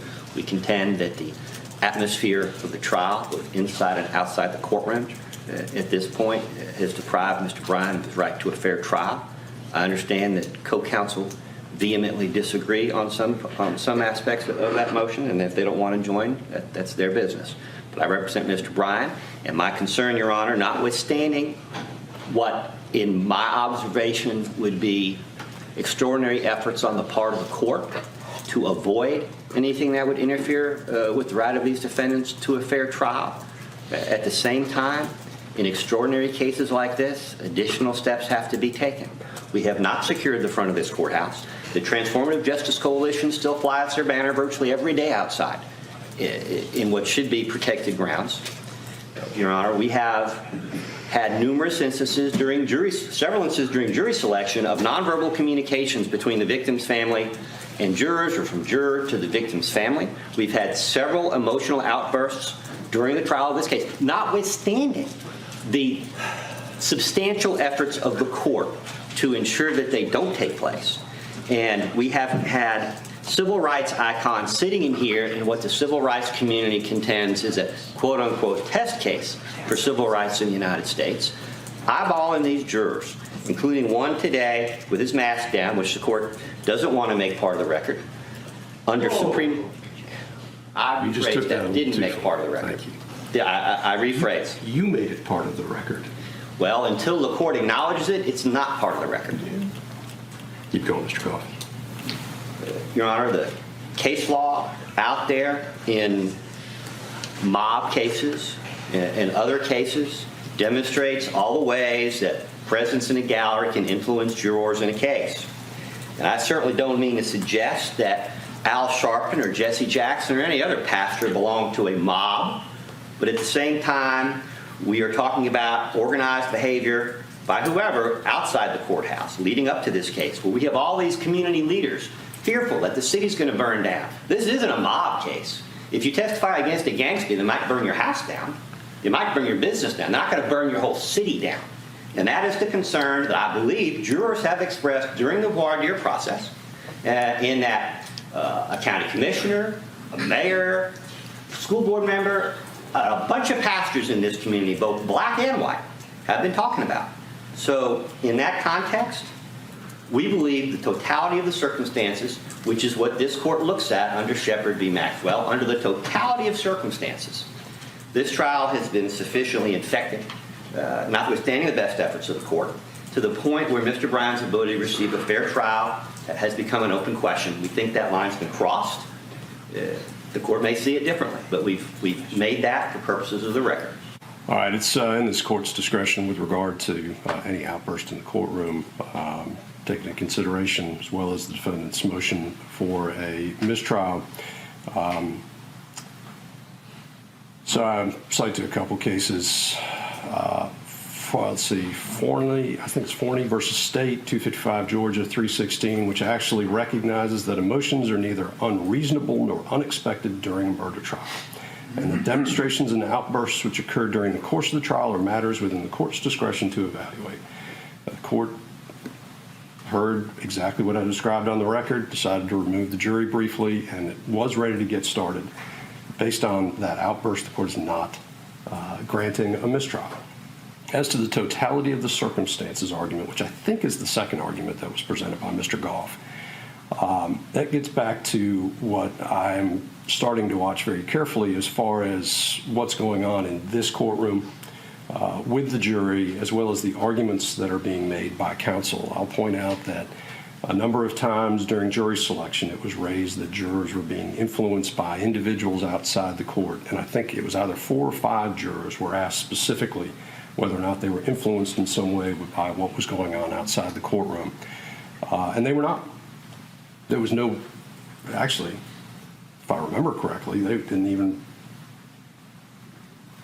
recognize or see what was going on outside the courtroom. And as counsel are aware, because I have briefed counsel, there are steps being taken by the court during the jury trial to ensure that jurors are not influenced by anything happening around the courthouse. So then we start getting into what we have now with individual members or individuals coming into the courtroom. I will say that is directly in response, Mr. Goff, to statements you made, which I find reprehensible. The Colonel Sanders statement you made last week, I would suggest may be something that has influenced what is going on here. In response to that, and to his credit, Mr. Sheffield made some comments, but did say, come one, come all. And so now the court is faced with balancing a lot of things going on outside this courtroom and doing it in a way that respects members of the public's right to be in the courtroom, as well as what I'm trying to put out there is a fair trial, right? So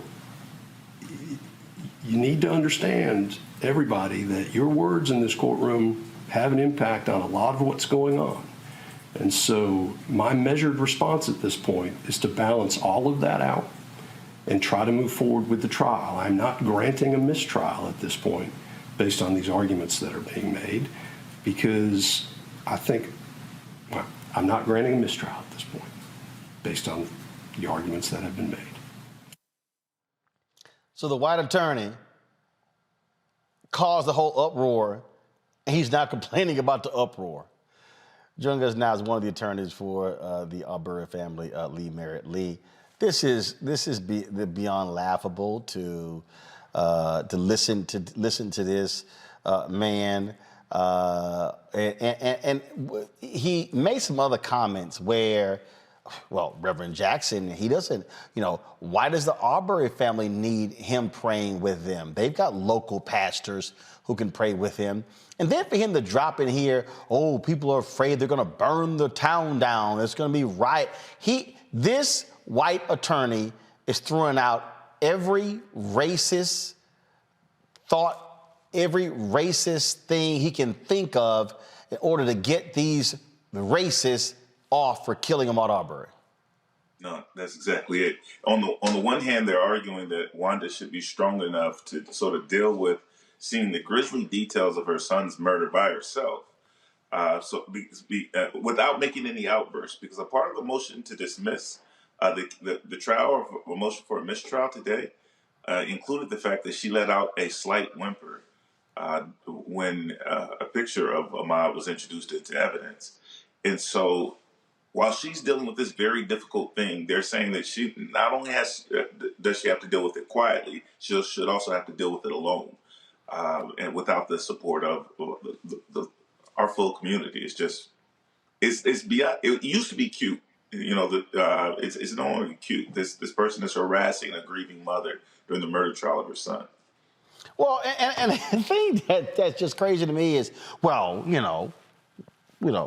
why can't she get a local pastor to pray with her? Why does she need Reverend I mean, okay, he was eyeballing a juror. Right. Eyeballing the jury. Nonverbal communications being alleged. Okay, so the jury walks in. If the jury walks in that way, is Reverend supposed to do this here? Turn away and don't look at the jury? And if you really look at the breakdown of the courtroom, there are 3 rows reserved for the 3 defendants and their family. Wanda's role is in the very back of the courtroom. So she occupies the last row with Marcus Arbery, Ahmaud's dad. And they each get one person to come in the courtroom with them. Typically, it's one of the attorneys in the case so that we gather all the evidence for the federal suit. And then there's a pastor who's helping them with the grieving process. But in front of them is the mother of the men who murdered her son, is the wives, the children. And then directly in front of them is of course, defense table with Travis McMichael, Gregory McMichael, Roddy Bryan sitting there, the men who actually murdered her son, just feet away from her. And she's supposed to deal with all of this with no support and no noise. Well, I don't know what his attorney thinks, but guess what? He's about to see a whole bunch of black preachers and black people on Thursday at 11 a.m. We are going to be in Brunswick, Georgia as well, live streaming that news conference. They're expecting a minimum of 100 black preachers. I'm hearing it could be as high as 200 or 300 who show up in Brunswick, Georgia as a major show of force. And so if this judge wanted to see some black preachers, he's about to get his wish. And Roland, I have to. I've been speaking to Al about that. There are 200 confirmed pastors coming so far, and we expect that number to grow. We just want to emphasize as people come to the city of Brunswick, we encourage you to come stand with this family. Just know this is a solemn gathering. The media will be asking a lot of questions, and they're going to be looking for sound bites that appear to intimidate the jury. So we're asking everyone as they come to know that we're coming to grieve together with the family of Ahmaud Arbery. We're not really there to engage the media, and to the extent that we do, our message is the same. We're here as a show of support. We have every right to support and stand with a grieving family and a community during one of the most important trials of the century. Well, we will certainly be there with our cameras as well. Lee Merritt, we sure appreciate it. Thanks a lot. Thank you. It really is incredible to listen to that white attorney, Tammy, make those comments, and specifically singling out black preachers. Black preachers. There are white preachers. There are Jewish rabbis who have been standing with this family, but no. Is black preachers. Don't want the black preachers in court. You know what, Roland? You are absolutely correct. And this is the same attorney who earlier in the trial, he was talking about during jury selection, he mentioned how there were not enough pretty much uneducated white men on the jury because the jury needed to represent a cross-section of the defendant's peers. And he alluded to some of the arguments that, black people make whenever, we have been faced with all white juries and having these very egregious types of trials against us. And he's trying to flip it, so to speak, to cater his narrative for his white defendant. And he's the attorney, the one that we saw the clip of. That's the attorney for Roddy. And just so everyone understands and remembers, Roddy is the one who recorded the very gruesome murder of Mr. Arbery by Travis McMichael and Gregory McMichael. That's the father and the son. But this is ridiculous, and the attorney should be feeling very embarrassed because I believe that the judge's response to this motion for a mistrial was extremely proper. The judge has been coming across as fair and impartial and really has been trying to make sure that the trial is focused on both sides being able to present evidence and the jury being able to absorb that evidence and deliberate and come back with a verdict without any distractions. And I think this lawyer here, based off of the judge's response, the lawyer himself is the distraction at this point. Oh, absolutely. And in fact, Eugene Amakongo, I just want to play for you, again, even more insulting comments that Kevin Gold said as Reverend Jackson sat in the courtroom. Listen to this. The issue that Ray brought up previously is how many pastors does the Arbery family have? We had the Reverend Al Sharpton here earlier, last week, and I'm not keeping track, and I think the court has indicated the court doesn't intend to ask anyone to keep track of who was in the gallery. But I don't know who Mr. Jackson, Reverend Jackson, is pastoring here. My understanding is, and I was given names, that the Arbery family have local pastors. They also have attorneys. Mr. Arbery, Marcus, has a team of lawyers to comfort him through these proceedings. Certainly, Ms. Cooper has been amply comforted by her legal counsel. And we are concerned about whether it's conscious or unconscious, the impact of their presence with respect to the jury and with respect to the proceedings in this case. And I guess the next question is, which pastor is next? Is Raphael Warnock going to be the next person appearing this afternoon? We don't know. Your Honor, I would submit, with all respect to the Reverend Jesse Jackson, that this is no different than bringing in police officers or uniformed prison guards in a small town where a young black man has been accused of assaulting a law enforcement officer or corrections officer. And as I have noted before, the city of Brunswick is indeed a fishbowl. Your Honor, I understand that the court, maybe I misunderstood the court the other day, but I think the court had indicated it was the court's understanding or assumption that the Arbery family is giving up seats in the public gallery so that these gentlemen may be present. With all due respect, Your Honor, the seats in the public gallery of a courtroom are not like courtside seats at a Lakers game. There are no First Amendment rights in the public gallery of a courtroom. There is no standing of any particular individual to be present in the public gallery of a courtroom. And there is no reason for these prominent icons in the civil rights movement to be here. This is a case that has been postured in. So here's what's a trip to me, Amakongo. He's whining and complaining. Did you see the white woman who was in front of the Reverend Jackson? Now, you heard Lee Merritt say that the other rows reserved for other family members. That white woman's like, what the hell is this fool doing? You heard the judge also say, your other counsel, they disagree with you. The other guy's like, man, if you don't sit your ass down, you about to make this thing worse for us. It was sad, man. First of all, on a good note, I got to give props. This kind of connects to your last segment, quite honestly, because to see the young people protesting and to see our elders, Reverend Jackson, just shows that, we're in a really good space of where we're going and where we've been. So I wanted to give a shout out as it relates to that. But I feel like this lawyer, sort of like with the Rittenhouse judge, I feel like these guys are angling to be like their next Fox show contributors right now in terms of what they're doing.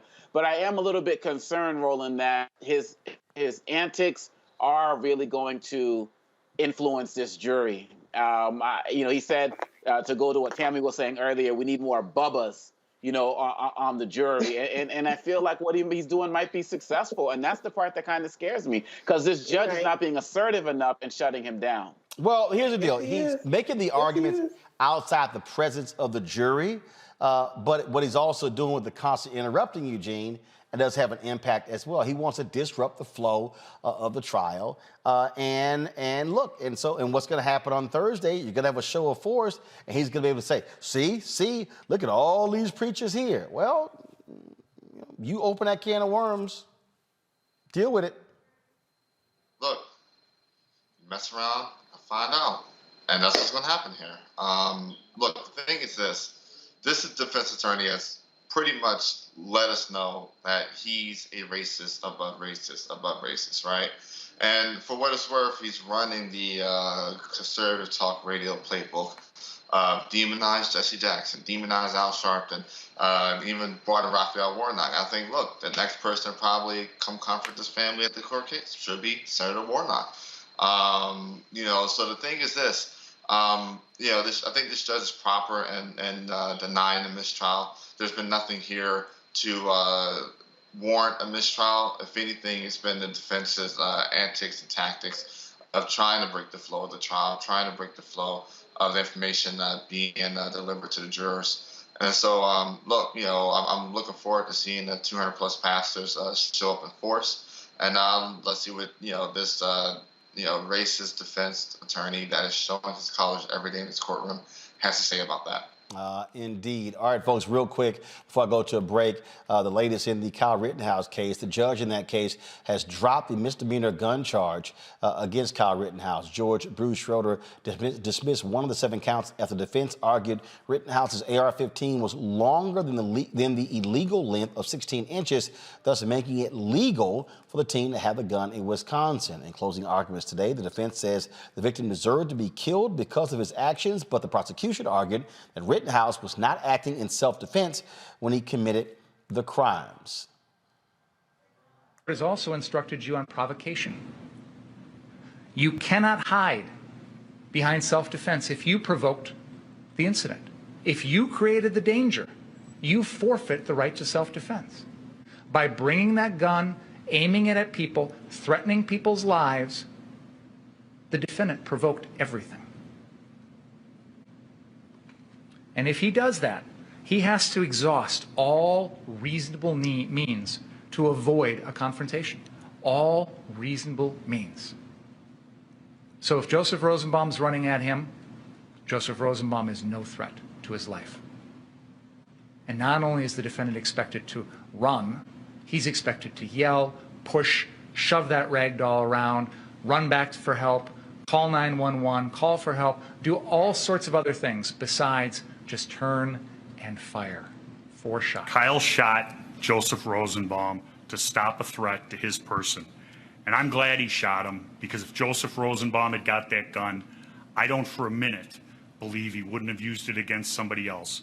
He was irrational and crazy. Rittenhouse killed 2 men and gravely injured another during anti-racism protests in Kenosha, Wisconsin on August 25th, 2020. We'll keep you updated as the jury begins deliberations. A federal court has rejected the appeal for Oklahoma inmate Julius Jones and 3 other death row inmates set to face execution in the next few months. Jones is scheduled to die on this Thursday, unless Oklahoma Governor Kevin Stitt rules to grant clemency in his particular case. The Oklahoma inmate has received recommendations from the Oklahoma Parole Board for clemency and commutation, not once but twice. However, Stitt has not said a word on the case. All right, folks, got to go to a break. We come back. Beto O'Rourke. Is he running for governor of Texas? He makes his announcement. You're watching Roland Martin Unfiltered on the Black Star Network.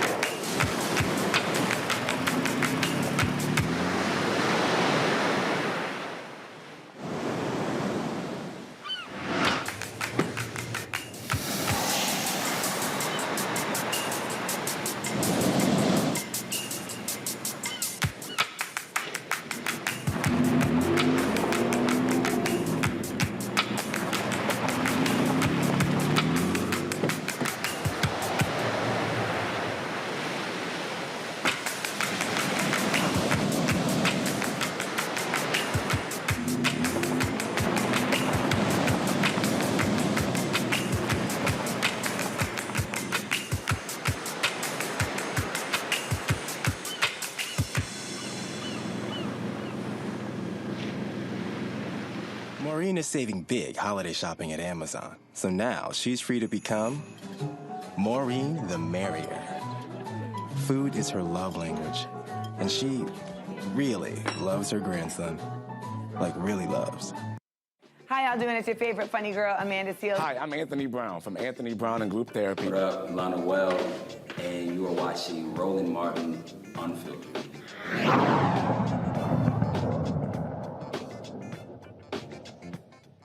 Former U.S. Congressman as well as U.S. Senate candidate Beto O'Rourke, he says he is ready to challenge Republican Texas Governor Greg Abbott in the race next year. He made the announcement official today. I'm running for governor, and I want to tell you why. This past February, when the electricity grid failed and millions of our fellow Texans were without power, which meant that the lights wouldn't turn on, the heat wouldn't run, and pretty soon their pipes froze and the water stopped flowing, they were abandoned by those who were elected to serve and look out for them. It's a symptom of a much larger problem that we have in Texas right now. Those in positions of public trust have stopped listening to, serving, and paying attention to, and trusting the people of Texas. And so they're not focused on the things that we really want them to do, like making sure that we have a functioning electricity grid, or that we're creating the best jobs in America right here in Texas, or that we have world-class schools, or that we make progress on the things that most of us actually agree on, like expanding Medicaid or legalizing marijuana. Instead, they're focusing on the kind of extremist policies around abortion or permitless carry, or even in our schools, that really only divide us and keep us apart and stop us from working together on the truly big things that we want to achieve for one another. It's a really small vision for such a big state, but it doesn't have to be that way. And I know that together we can get back to being big again, because I saw that in February when the electricity grid failed and those in power failed all of us. It was the people of Texas who were willing to put their differences behind them and get to work doing the job at hand, which meant helping our fellow Texans get through that crisis. We did this out of a sense of duty and responsibility to one another. Now imagine if the governor of Texas felt that same way. Well, there's something that you and I can do about that. I want you to be part of this campaign. And whether that begins today with a campaign contribution, or signing up for a volunteer shift, or just committing yourself to talking with your friends and family about how important this election is, I want you on the team. And I want to win this with you and for all the people of Texas. I'm looking forward to seeing you out there on the campaign trail. Thank you. Well, Tammy, Greg Abbott is facing challenges in his own party. A lot of people have been very unhappy with him in the state when it comes to the pandemic response, but also not allowing folks to invoke their own mask mandates. And so we know Beto can raise a whole lot of money. The question is, can he rally Texas Democrats and put them over the hump to beat Greg Abbott? Your thoughts? You know, as a fellow Texan, Roland, we all felt Beto O'Rourke's impact whenever he ran in 2018 against Ted Cruz and narrowly lost to him.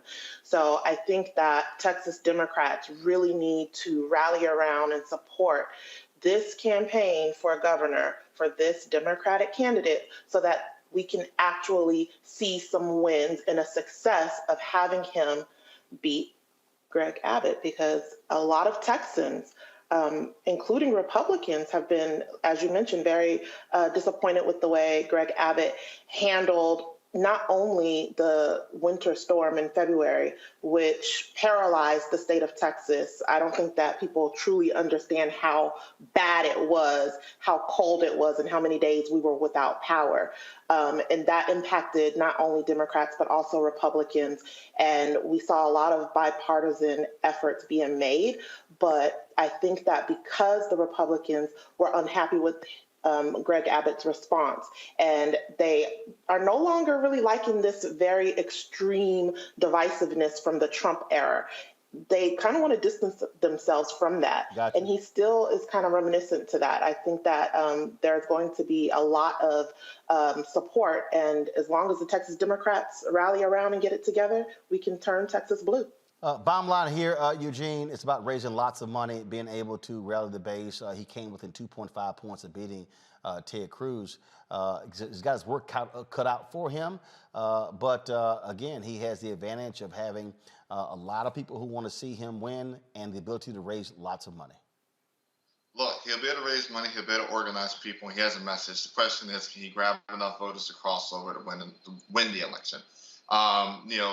the fun stuff of hard right red meat issues are fun, but they don't matter if my house is cold in the dead of winter because of incompetency, or that I don't have flowing water coming in because of incompetency.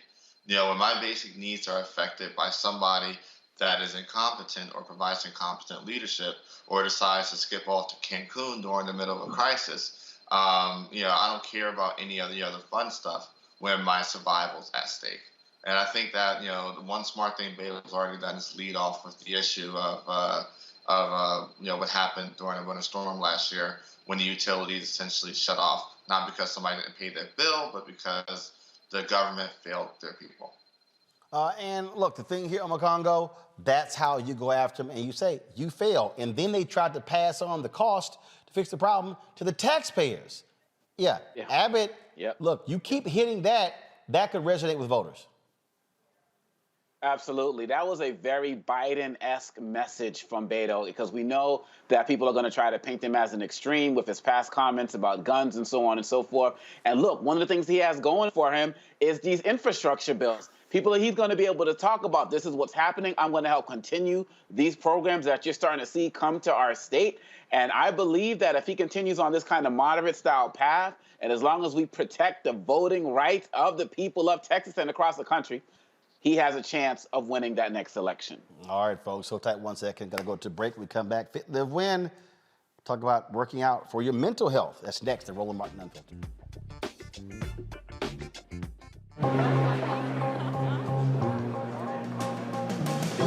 Are the stars out tonight?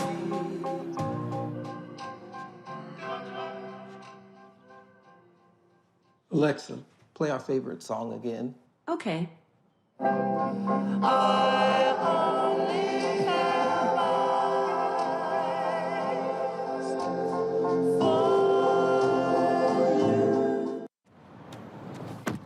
Oh, that spin class was brutal. Well, you can try using the Buick's massaging seat. Ooh, yeah, that's nice.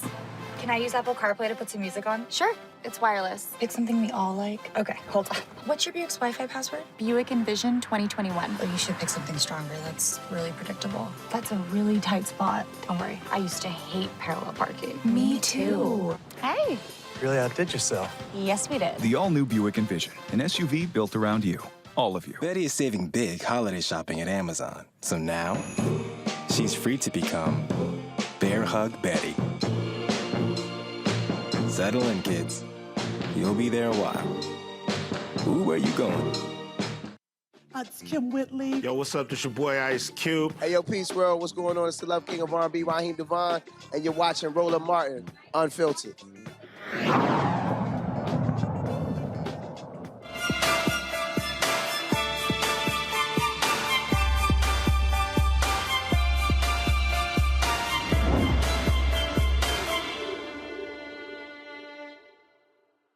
All right, folks, many people work out because they want to improve their physical health, improve their body. But how does it impact your mental health? My man Dooley out of Atlanta joins us right now. Dooley, how you doing? All right, I think you're on mute. Are you on mute? Talk, Dooley. Dooley, can you hear me? Yeah, how you doing, Roland? I can hear you, man. There you go. You could help us by taking that awful hat off, but that's another story. Oh, man, come on, man, Roland. It's my week, brother. It's my week. But what's that? My whole week. What do you mean your whole week? Come on, man. Obviously, you know. I don't. Obviously, you know what this week is. I don't. It's the greatest fraternities in the world, Founders Day, and that's where I got this hat on for, Roland. Oh, I think you're greatly confused. Because I thought you said it's the week. I mean, it is a great week considering my birthday was yesterday, so that's probably why I say great week. But trust me, it is not because... That's why you share it with us. That's why you share it with us, man. It's not because of that youth group that you belong to. All right. That junior fraternity. All right. So let's talk about this here. The idea of working out for your mental health. How so? Well, you think about it, man. Like, we're talking about working out and improving the mood. We're talking about blood circulation. We're talking about all things flowing properly. That's why I said working out, and you know this to be true.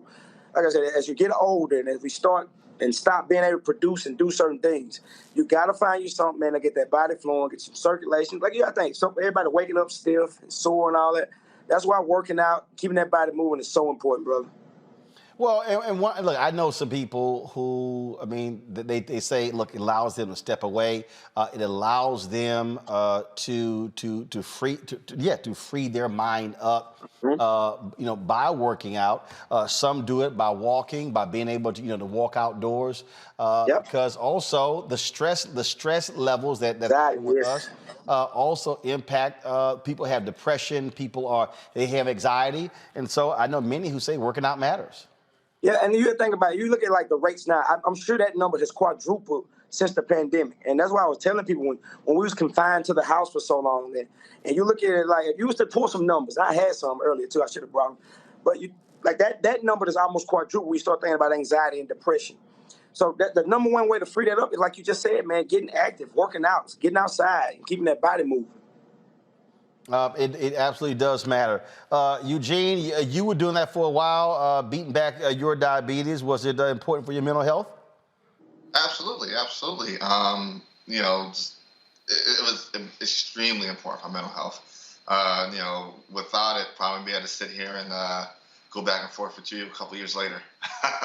Yeah. Absolutely. Question, Tammy, I'm a Congo. What you got for Dooley? Well, as someone who has a degree in exercise science from the University of Houston, I agree with everything that you're saying. Yeah, you got a degree in, hold up, girl. How many jobs you got? You got a degree in exercise science. You a public attorney. You ran for Congress. How many jobs you got? Sure did. That girl's credentials is long. My credentials are a CVS receipt. Theirs is a business card. She's done a lot of stuff. That's H-Town, hold it down. That's that H-Town. You know what I'm saying? I can't Exercise science? Exercise science from the University of Houston. Sure did. I was a personal trainer before I went to chiropractic school. Sure did. But only did that for 1 year. You only did it for 1 year. What happened? They drove you crazy? Absolutely. Listen, back in... I was like, you know what? This is a lot of memorizing. Let me go to law school. Yep. All right. What's your question or a statement for Dooley? Go ahead. Dooley, so what types of exercises do you recommend for us busy professionals?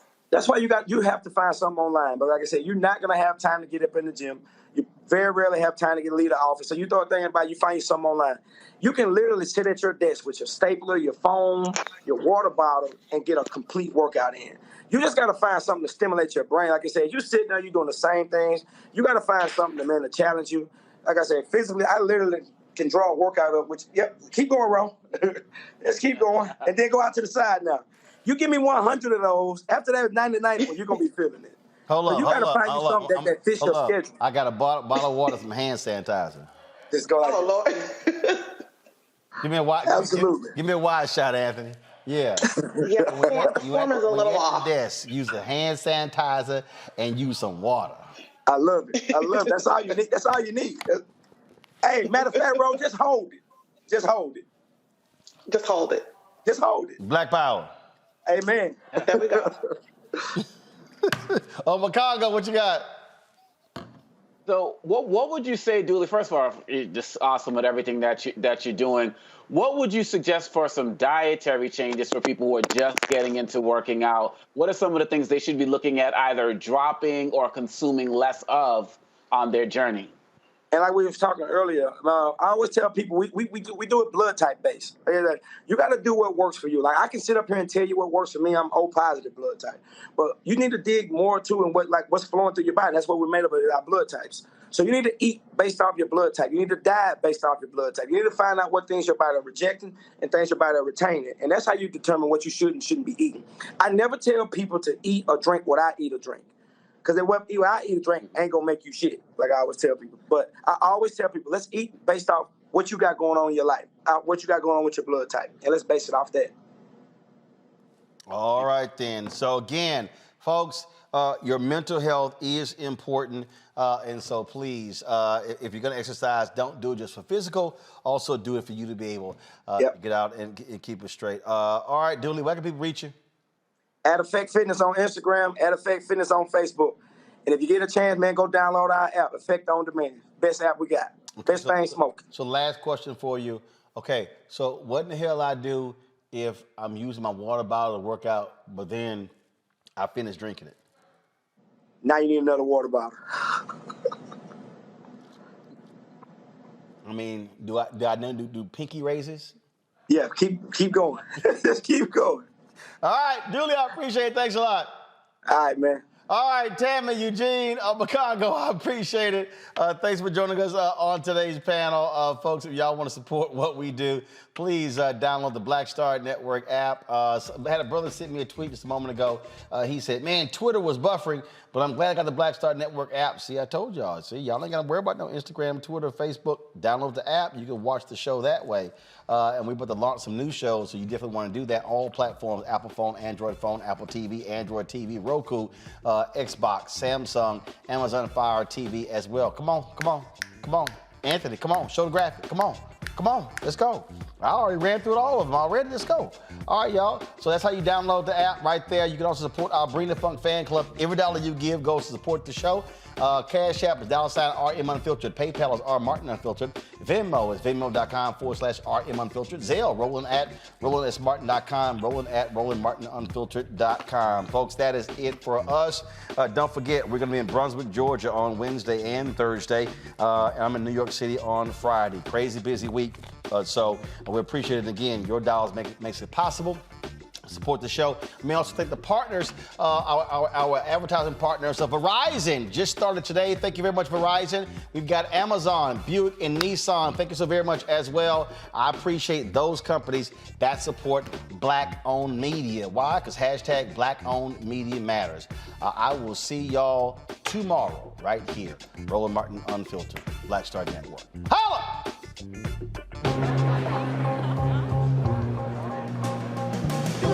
Are the stars out tonight?